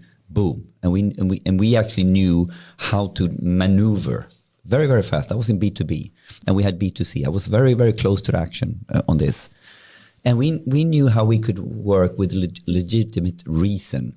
So we didn't have to go down in the you need to have consent for everything, because we could argue that in order to operate your electricity bill, we need your information. Boom. So the point what I'm trying to make now is that there was very, very little support in Sweden at the time in terms of how to act. And the lawyers and the management consultants made a killing on it. and so I argue, what is the packages we want to see now? What needs to happen in Sweden, in EU, to basically make regulation, how can we make that useful and adoptable? Are you going for the sandboxes kind of question? Or? No, we can lead into that. We can lead into that, because that's a big part of that. Because I think there's more. I mean, and just to top it off, this is used to really nail it down. If I can contrast Biden's bill, what he came up with. Executive order, you mean? The executive order, I mean. Thank you for correcting. Executive order, I was looking for the word, so I actually forgot it. His executive order, to me, is a full package. I mean, so he's highlighting regulations and stuff like that, but he's also highlighting, putting money investment. We're going to open up this commission, this department. We're going to do this. We're going to do this and this and this and that. So it's a 360 package in that executive order. And right now, I'm a little bit looking at the pie, and there's only one pie piece. What is the other pies? What is it that we need? And we can now talk about regulatory sandbox, but it's more, I think. It's more. Yeah. And I think, in the AI Act itself, of course, there are regulatory sandboxes and those things, we can say something about that. But if you speak about the EU level, there is actually quite a substantial number of financing programs out there. Digital is one of them that has a lot of investments into different kind of supportive actions when it comes to AI. No one talks much about this. No one talks about this. And there are already things existing out there called the European Digital Innovation Hubs, the TEFs, the testing experiment facilities, which is actually kind of big investments. But I don't know, it doesn't seem that these things come out so much. And also, I think but it's also because we live in Sweden. And Sweden is, by any report you can read about this, we are one of the worst in actually attracting money from the EU. Using money from we give a lot of money, but we give a lot, we take nothing. Yes. but even being proactive at the European level, I mean... well, if we have these things, we need to know about it, and we need to make it accessible to the startups. I mean, it's the startups or it's the normal companies that needs to figure this out. Yeah, and there is actually a fund out there for a kind of venture fund set up at the Commission that aims to provide help for funding of SMEs in AI. Applying for EU funding, I know. But it isn't easy in the EU as well. I would say, but it's not. I wouldn't say it's like the best thing to do, but it's still there. It exists, so it's not only regulation. I mean, if you look at kind of the Swedish level, then I would argue that there's nothing else, pretty much, coming from like a central. WASP, of course, is there, but otherwise there's pretty much no. Vinnova is doing something. So. Yeah, a few things. But I would argue, if we go back to the other topic, what if the Commission could come out with that? We need to invest heavily to make it super accessible and easy to follow the EU Act. So we need to have a very, very strong department on this, and we need to have a very, very strong digital service on this. And we need to digitize like Bolagsverket. Can we just move to regulatory sandboxes? What is that really, and what are they trying to do? Yeah, and you can start up what Henrik kind of went into there, because it's actually in the Act, the they stipulate, we'll see again, but most likely there will be new agencies that should support the ecosystem. So and this is one of the first things you see this in EU acts, like the new government agencies that should support this ecosystem in this aspect. Of course, there's, they have 2 years to kind of measure. And there are already, of course, some movements on that, and they have written in that, these agencies should have the right competence and right financing and so on, but we'll see about that. The regulatory sandboxes, then, that's part of kind of the work of those agencies. So an agency that has the mandate from the member state to provide help when it comes to the act, but also when it comes to actually putting an AI system to the market. So it's we will see, but from the mandate from the council at least, it's test, develop, and operate, and ensuring compliance, but being compliant with the act. So it's more than just the kind of regulatory things. It's also aiming at providing some kind of sandbox for helping you to develop your system. Regulatory sandbox? And then it's a regulatory sandbox. It's an environment for a certain amount of time where you should do these things. You come in with your AI system, and each country basically has to set up their own, right? We will see, but it will be. It looks like there's a mandate of at least one per member state. Could be cooperative between more. Could you do it in Sweden, you think? A new agency, I think. But it could be IMY, Integritetsskyddsmyndigheten, maybe. They will definitely play a role in this because, of course, there's data into this. And there is also one of the idea with the regulatory sandboxes is that you should be able to use data in a way that it was collected for. Yeah, so it's a different purpose than the original usage. Yeah. So it's kind of going around GDPR to some extent, because it's like, okay, I have this data, I have this idea of this AI system, but I can't use this data because it was collected for using it for this purpose in this AI system. Okay, but here you have a controlled environment with government officials where you are able to test this, if it works and if it's in line with the AI Act and so on. But this is the idea, of course. Then it needs to have a lot of... I think, so much simpler to say than actually to do. Yeah. If I were a startup or even a mid-sized company and I have a new system to do, I don't know, some recommender system for Clas Ohlson or whatnot, and I want to put it through and make sure that we're compliant with AI Act, how would you use a regulatory sandbox to try it out?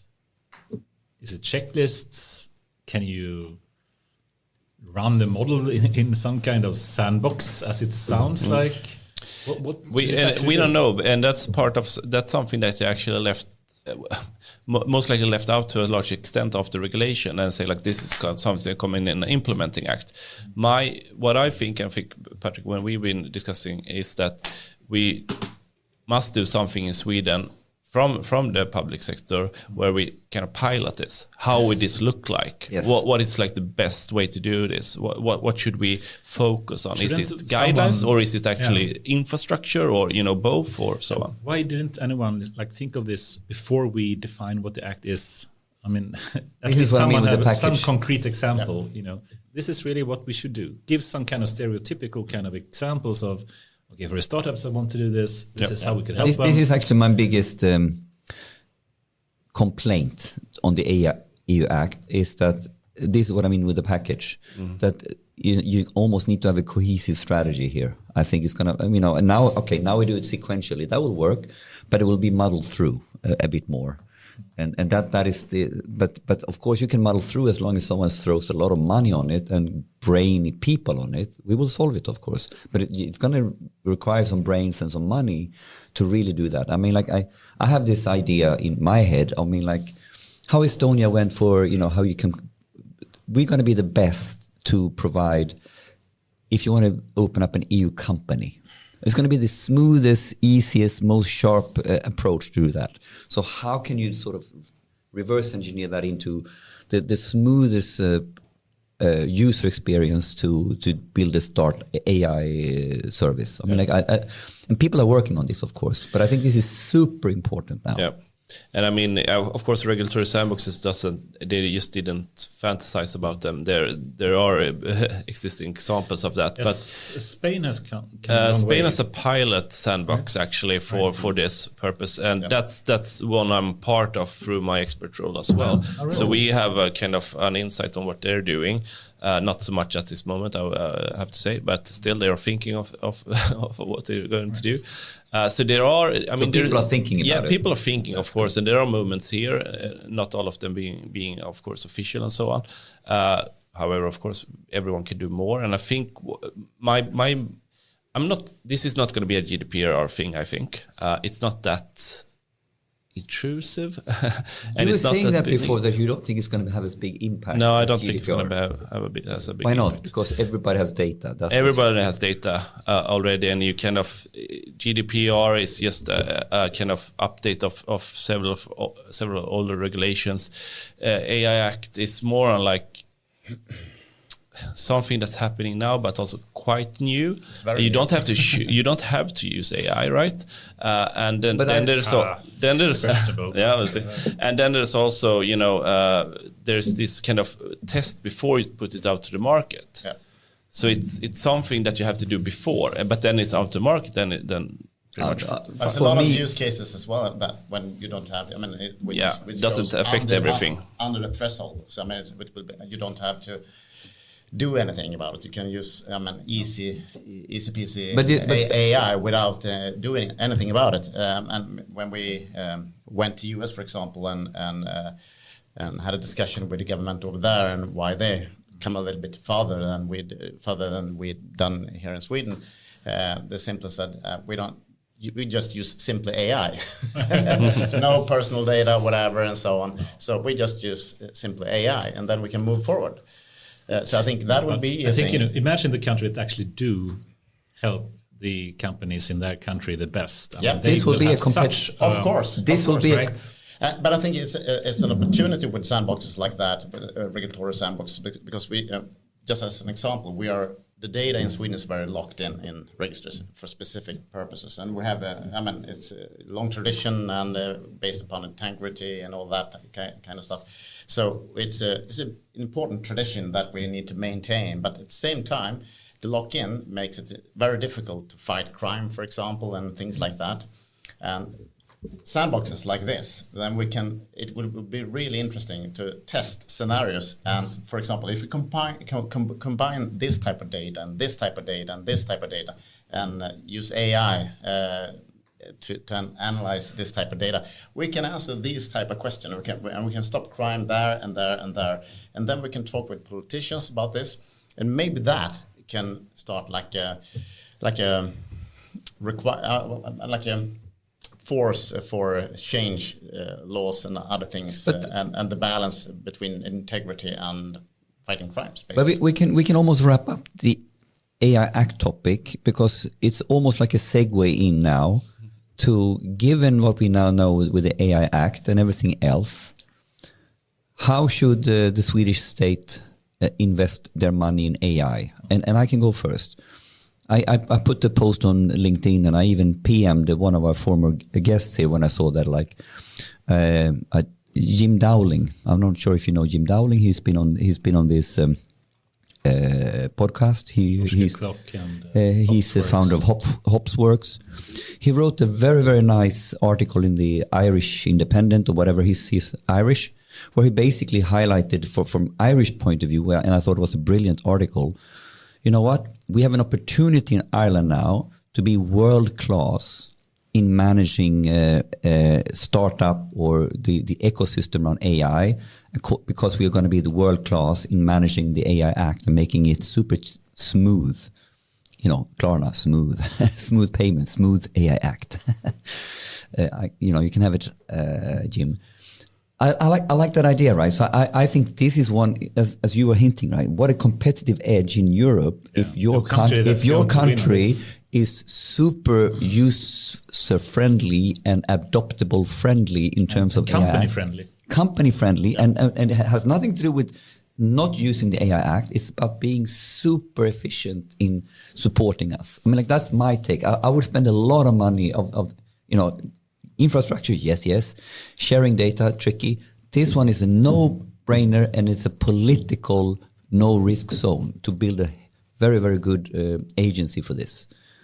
What do you think is other investments we could do? Should we frame this as a question in some way? I mean, if you were the prime minister, or let's say you are a dictator of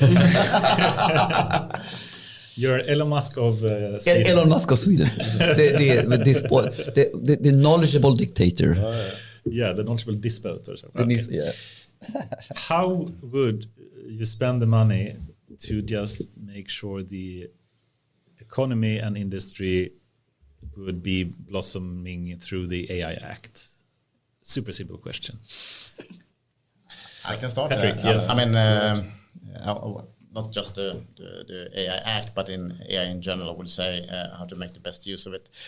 I think I would start with like a common model for what we are going to achieve in Sweden. Like where do we want Sweden to be in 2030, for example, and from that start looking at how can we what do we have to do to make Sweden like a successful country in 2030 by using digitalization and AI in this sense. Then we can start writing down like a plan for that. What type of capabilities do we need to do, and investments and things like that, and probably huge investments, and we need to work together, and we need to put up very clear governance and steering of a program like that. And we're talking about tens of billions of Swedish crowns in investments to make that happen, because we need like common infrastructure, common data, common standards and formats, so we can and even look into how to interchange data among agencies and regions and municipalities, for example. But it should be connected to common goals and like missions, connected to the target picture of Sweden 2030. Then we can start working against that picture by enabling what we have to do, like education, infrastructure, laws, regulations, and things like that. Everything combines down to what we have to do to fill that gap to make this happen. Because I'm pretty sure that if we are going to maintain or develop Sweden as a healthy country, we don't have an option, I would say. No. Because we every day now we are lagging behind, and we don't do anything about it. And would you agree that, of course, AI is going to influence our society and the world in so many ways, and the only thing I think we know is that the people and countries and companies that do not use AI will be left behind. They will be left behind, and it's probably an exponential growth here. So it will be impossible to catch up later. So if we want to be one of the key performing countries in the world with a health system like we have, welfare system and so on, we need to start now, and before it's too late, I would say. But how do you invest now in this? Because you're making it, utopian plan. This is how you do it. Yep. But then you put that in contrast to the realities of how we are organized in Sweden. I mean, like, quite difficult to make these decisions as one. So are there sort of fundamental, are we talking about infrastructure changes? Are we talking about some other fundamental legal changes, or how we run Sweden in this that needs to happen? Yeah, I'm talking about exactly that. But to make it, simply put, we need to have at least like a common governance and leadership and management of digitalization and AI within Sweden. And a challenge we have today is that we don't have an agency that can rule, decide all the others except for Regeringskansliet. But like in any company, if no one has this as their main objective and main task, but the third objective or third task on a very strained agenda, how does it get done? It's that simple, right? Someone needs to take a lead on this, and this is what you're proposing. Yeah. David, how would you make Sweden the best country with AI for our economy and society, I guess? with AI Act, or did we leave it at that now? Now, AI Act, taking that into consideration. We're going a bit more philosophical. Okay, yeah. No. But can I do more on like what I think I see now? It's so. I think from what's happening is the government has already said, like, we have the AI Commission. That's how we're gonna understand what we're gonna do. The thing is that the AI Commission would have its end report in 2025. Most likely, AI Act in all or many parts of it will be in real force 2026. Yes. I would argue that probably it's a bit late then, if we want to be the best one in like ensuring for the AI system that we have the smoothest transition into the AI Act and all of these things. The Spanish obviously can work with that already with the pilot sandbox and so on. So I think we need to do things now, and that has to be done together with public-private sector. If I could decide a bit more, have my Elon Musk powers here, I would probably just kind of take some money from the different agencies, pilot together, and use that to a common effort. Osthyvel, 10% of each, and put it in the AI pot. Yeah, I'll probably do that. And make sure that they work from day one to support the ecosystem. Because and have the horizontal approach. And have the horizontal approach that could be like dig with some more power or whatever. But that is what I would do. And I think that's not going to be done, of course, but it's please dream. Yeah. Because I think one of the big hurdles with the AI Act will be the public sector, because the AI Act put public sector in the middle of this, right? Yes. The public sector with the natural competence authorities, they are the ones who will say that your product, your AI system is okay. They are the ones who will supervise you. They are the ones who will fine you. They are the ones who should support you to ensure the regulatory standards. The private companies, they run fast already. They just need kind of support to keep doing that in the right direction when it comes to regulatory and so on. So you need a really strong entity that supports that. And if you give the size of public sector as part of the Swedish BNP, I mean, like, this is the real game in many ways, right? It's roughly half of the BNP. Yeah. And I mean, for public sector to actually be able to procure these AI systems, we need to understand them, and to understand how do you do it, we need to have the guidelines, support, and all of these things. So this is a massive undertaking, and to do something that works as an agency that supports the public sector will have a spin-off effect anyway on the private sector. I think you should support the private sector as well. But if you do it, if you know what. If using LOU, someone can procure something and do it in AI, any private company can get this done. Yeah. So if you can solve it for the public sector, the same service, I think, will suffice for a lot of private Let's companies. use the Osthyvel for... I like, but you're saying cheese grater to get money from all the different parts to put in an AI bucket. And I mean, to me, it sounds like the obvious best solution. Yeah. And I just simply wish that someone, But takes that action. But here's an uncomfortable question then.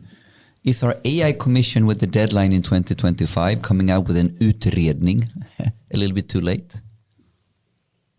Yeah, if we want to be the best one on AI Act, I think if you're scared of Kurzweil's law of accelerating returns and the exponential growth and speed and innovation right now, 2025-26 is kind of it's happening now. It's happening now. Yeah, and I think we have a sense of urgency as well, since the demographic effects in Sweden and the rest of the world as well. I mean, just look at the welfare system. We need to hire at least 200,000 people until 25, 26.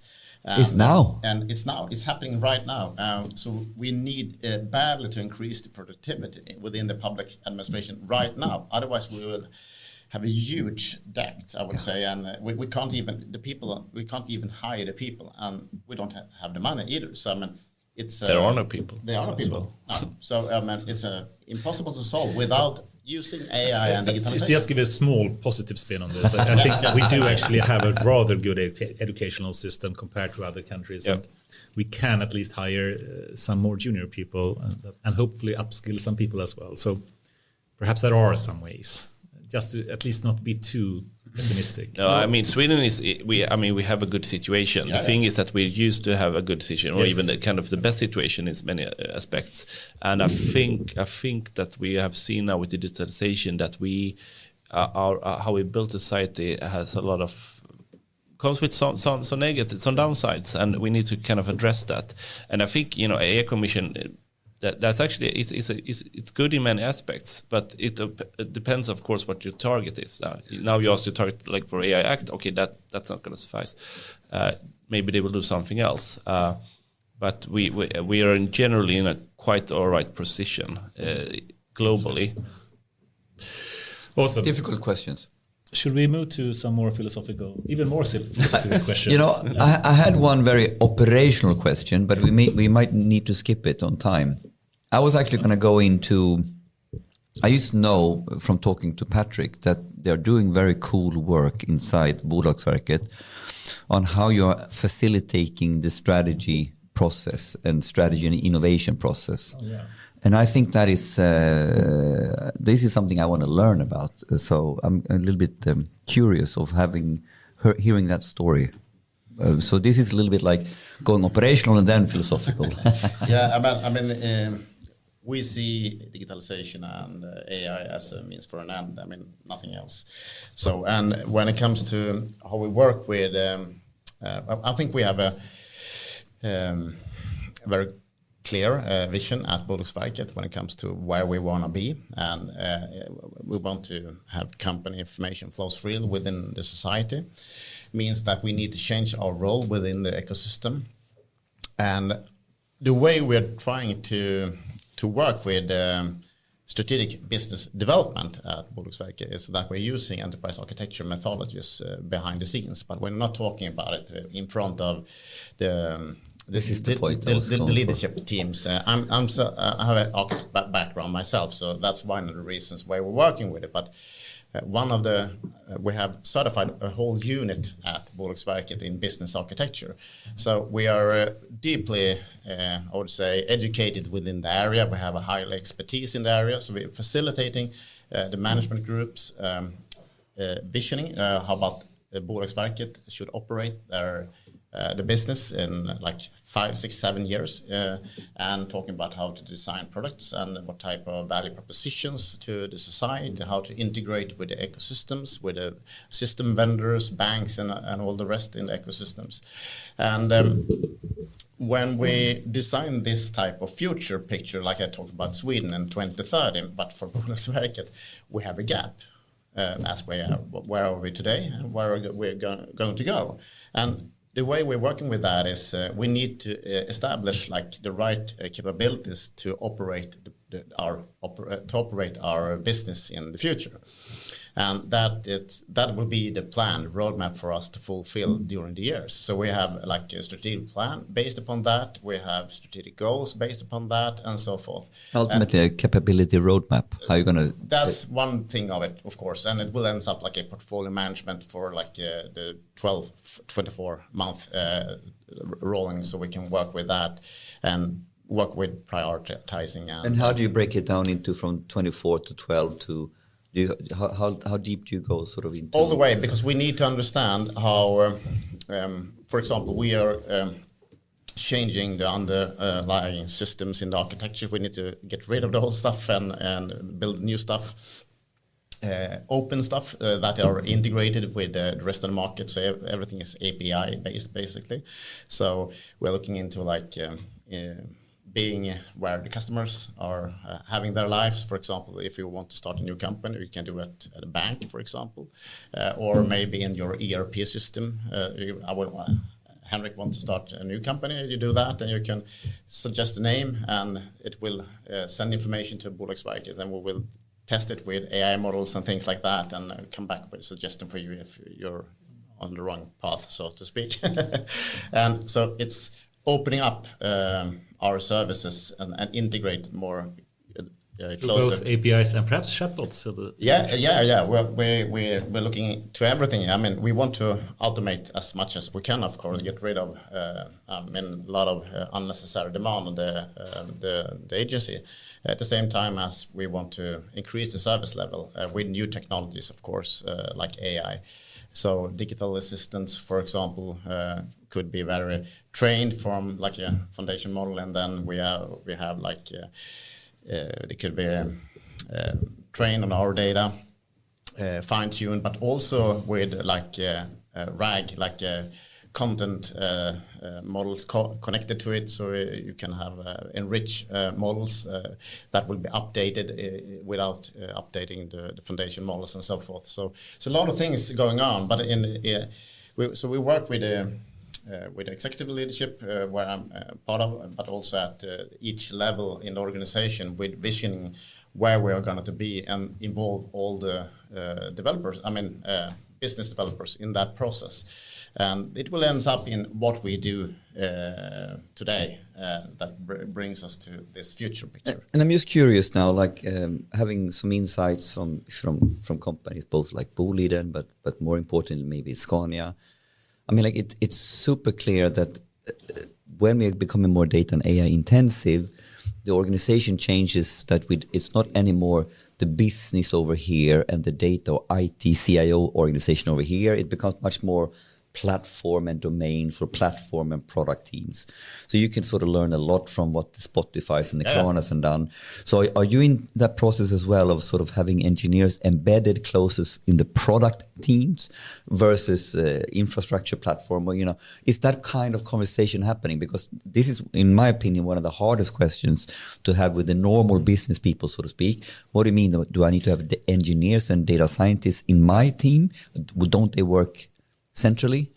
Is that part of this whole re-architecture? It is, and we have cross-domain experts working with that. And as part of my team, I have the AI hub in my team as well. David is in my team, and so a lot of different type of experts working in long-term, like exploratory development, so to speak. So the case David mentioned before, when it comes to how to. Just as an example, if your two guys are going to do business, you need some proof from the public administration. And instead of talking with all the different type of administrations, you can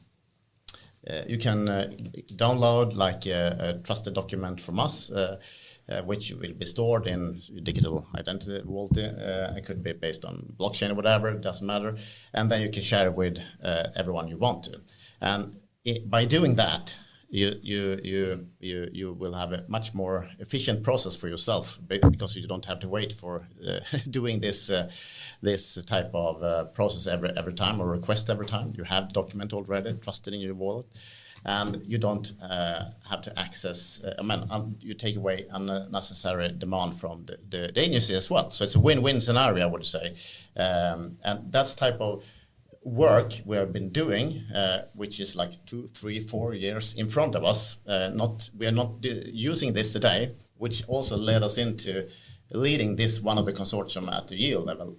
So it's pretty unique, I would say, how we operate at developing things today, yes, but we are looking into and testing new technologies for tomorrow. And one of these... You have to, literally. We have to, yeah. You have to be working on the problems of today, but you need to start preparing and shaping for the problems of tomorrow, or the setup of tomorrow. And we don't actually know how we will solve all problems to achieve this target picture. We don't know that. We just know that we need to change the how, and we're testing new technologies to achieve that.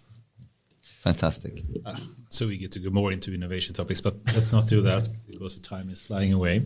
One innovation topic, you can have it. Okay, just one, but it's going to be a rabbit hole. Yeah, I know. Okay, so innovation can happen in many ways. You can have like an innovation team that works separately outside of the development teams, or you can have, like the Amazon has another kind of innovation strategy saying, every team should be working with innovation, and they even have a way to say that they want to support innovation by saying we have this kind of press release approach. So if anyone, a developer or whoever, comes up with an idea, they should start by writing a press release of this is what the press release should be internal in the company or externally if they publish or deploy something that the media says about this new product. And then from that, you go to some kind of management board or whatnot and ask, do you think this is a good idea? If they do, you get some extra time and perhaps even build a team to start working with it. What's your idea in Bolagsverket? Do you think we should have both? Should you have both, like a team that just focus on innovation, or should you have innovation happening throughout the existing teams that you have? I think it's a combination, actually, as many things. You need some experts within the methodologists and how to do it. And we have really high expertise in innovation management, I would say. Mm-hmm. But innovation part doesn't happen. We have a very cross-domain perspective working with all the people at Bolagsverket. But also, I would say, outside Bolagsverket, since most of the projects we've been running, this one, as David talked about, been totally open. So we're involving other agencies, companies, and other parties that will add knowledge and insights and just thoughts about what we are doing. So we're doing that. As you said, we talk about it internally, and we sell it internally like that. And should we invest it in this? Should we talk with the government on financing this, for example? Which we got financing for this case as well from the government, which is rare and really good, I would say. Mm-hmm. And work with other peers outside internationally as well. So I think the combination of openness and involvement is the key part, and transparency. Yeah, and also kind of doing, because that's something that I think, at least in my mind, in public sector area I know, there's always like a focus on innovation competitions and so on. That's good, it's good, but you also need to do something. So you need to invest a little bit in it. You need some people that actually dig into the mud, because then you kind of see new things happening. And I think, as Patrick is mentioning here, they should also do it kind of openly and externally as well. Because if you're only kind of in your own setting, then you don't reach new conclusions really. You have to kind of get out there. But I hear two parts to this, because one part is that to work with innovation, it's really hard to do in your cave. You need to get diverse inputs and look at what other people are doing to see how it works.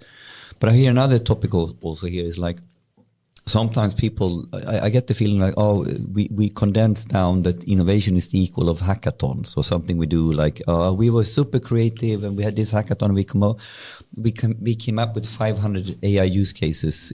What did you do? We wrote 500 lines. We haven't even started, right? So what I take out of that comment from you is like, then you need to do the work. Someone needs to get the money and the resources to actually dig in and go deep. Wasn't it you, Patrick? I think I stole a number of slides from you, but I think one slide in particular that I think I stole from you was the prototype graveyard. Yeah. I think we have used that word, by the way, extensively. But this is right. I mean, we actually mentioned it in one of the reports as well, and it was. I think it's SCB. They mentioned it in the report from 2019. That public administration spent like 150 million roughly by then.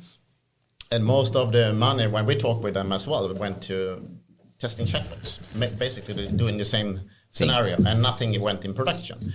Often it was isolated innovation teams or whatever, without the necessary competence for production, putting in production like and all that. Innovation to adoption. Yeah. So it ended up on a graveyard. So that's I think still pretty much the same today. I would say in many cases. I'm really afraid of that, because some says start doing, just go out using AI, so we can get started. But you need to have the right. You need to have the right prerequisites for prerequisites to doing this right. I would say is like the competence and technology knowledge and a lot of things to be support for management. A competent buyer, so to speak, and we lack that today. So it's a high risk just going out to buy from consultancy. Is it such a rabbit hole really? It is a rabbit hole, but I mean, you used to throw some fuel on the fire and being provocative. I love to. I mean, this is a little bit like working with data and AI. I shied away from working with the public sector because I see too much holding hands exercises. I see too much sort of, not mentioning any names, the same, AI consultants talking about AI on a super, super high level. And there is no operational competence from how do you get the budget, how do you get the resources, how do you get the engineering team, how do you get an operating model around data, if I compare to, people at what we have been doing in Scania, but then I look envious at Spotify, right? So it's a huge gap.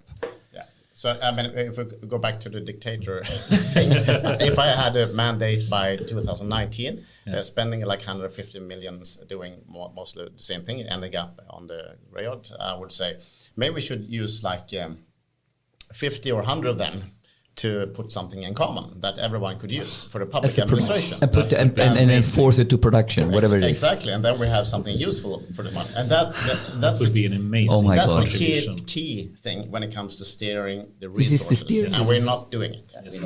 That very well said. That I don't see that as a negative. I see it as a positive that we know what we need to do.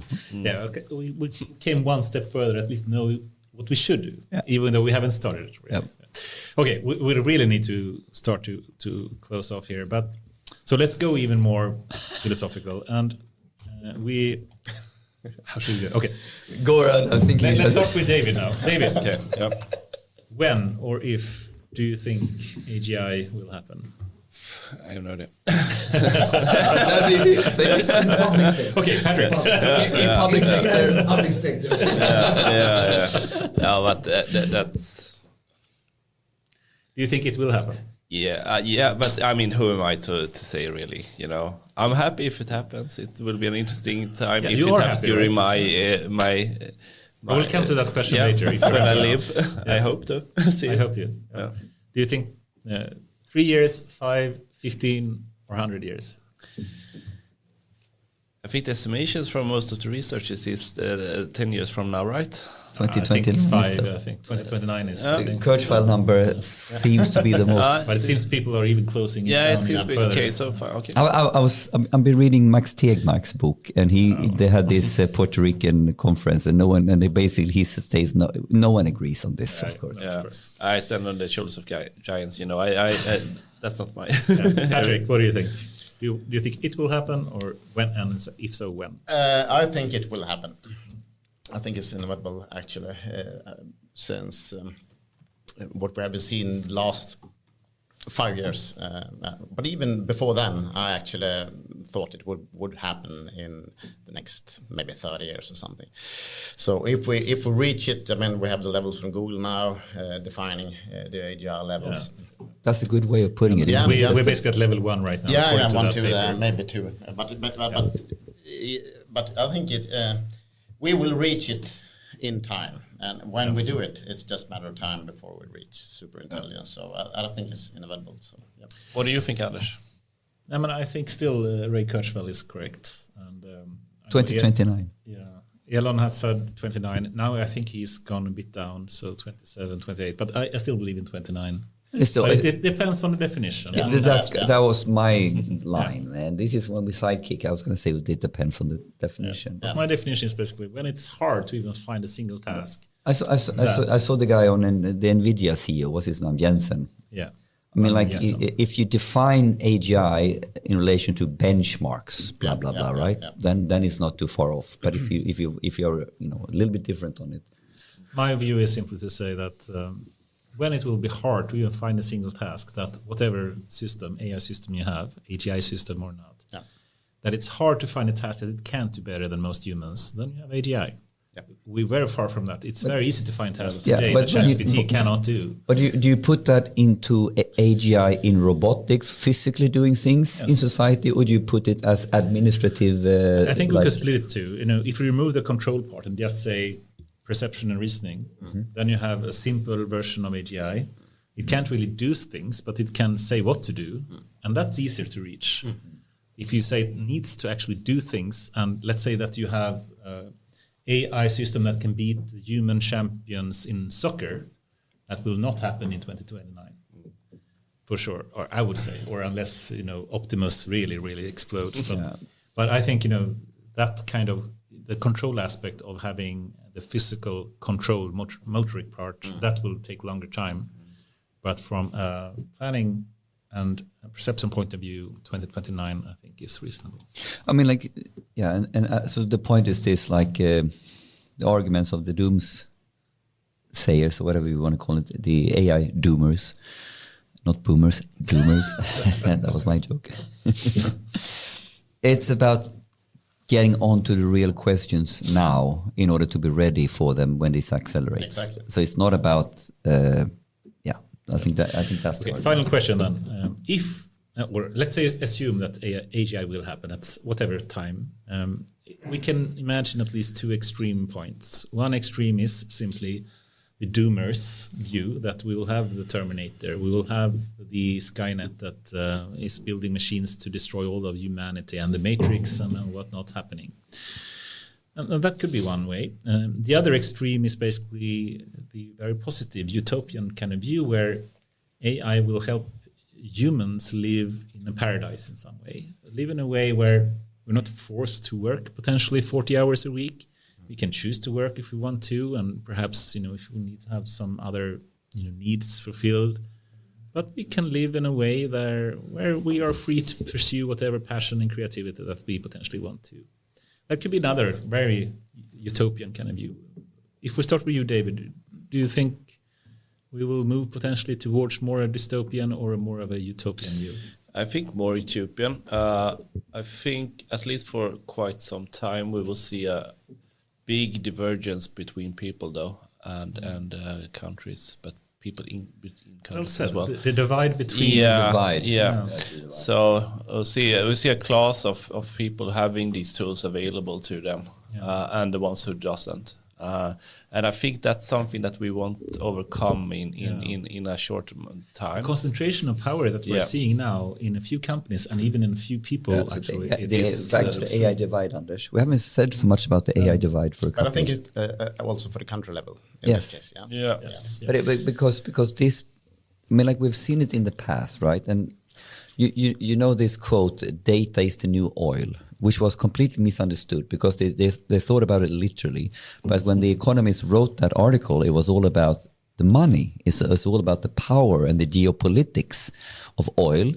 And now we're going to have geopolitics based on data and AI for sure. Yeah, I think it's already we already have, we do, right? We do.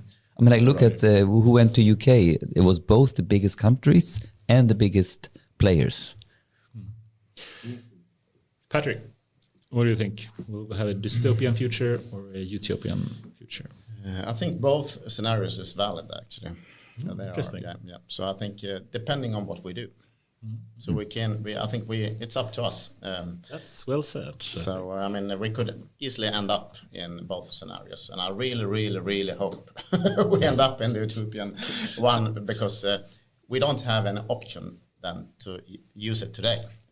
So we need to be optimistic and do whatever all the things we need to get it in control and do the right things. We had a guest, was it Kajsa or who else was it, or who had a quite interesting view on this, where will we end up, right? Which was more like, it will be the same as we have today. And both me and Anders were like, what do you mean with that? Well, we will have general AI and it will have crept upon us before we knew it, we had it. But we will have our next level daily struggles of kräksjukan or whatever it is. So this utopia in the sense that you're drawing a picture in. So I thought that was a quite interesting remark that it's going to be the same but different. I don't have a still humans, right? We're still humans, but right? Potentially we've fixed cancer, perhaps. We've fixed energy crisis. Yeah, but then it's another crisis, man. So when you fix those, there will be other, Elans problem. Yes, Death maybe. Oh, we're gonna. Brian Johnson is on it. That's the problem we're gonna fix. We'll see.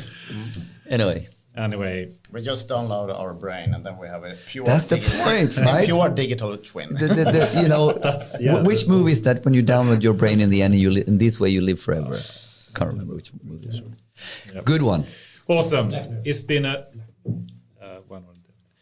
a true pleasure to have you here, Patrick Eckemo and David Magård. I hope you will stay on for the really interesting discussion that haven't even started yet, that we'll do off camera. Thank you so much for coming here. Awesome discussion. Thank you very much. Thank you.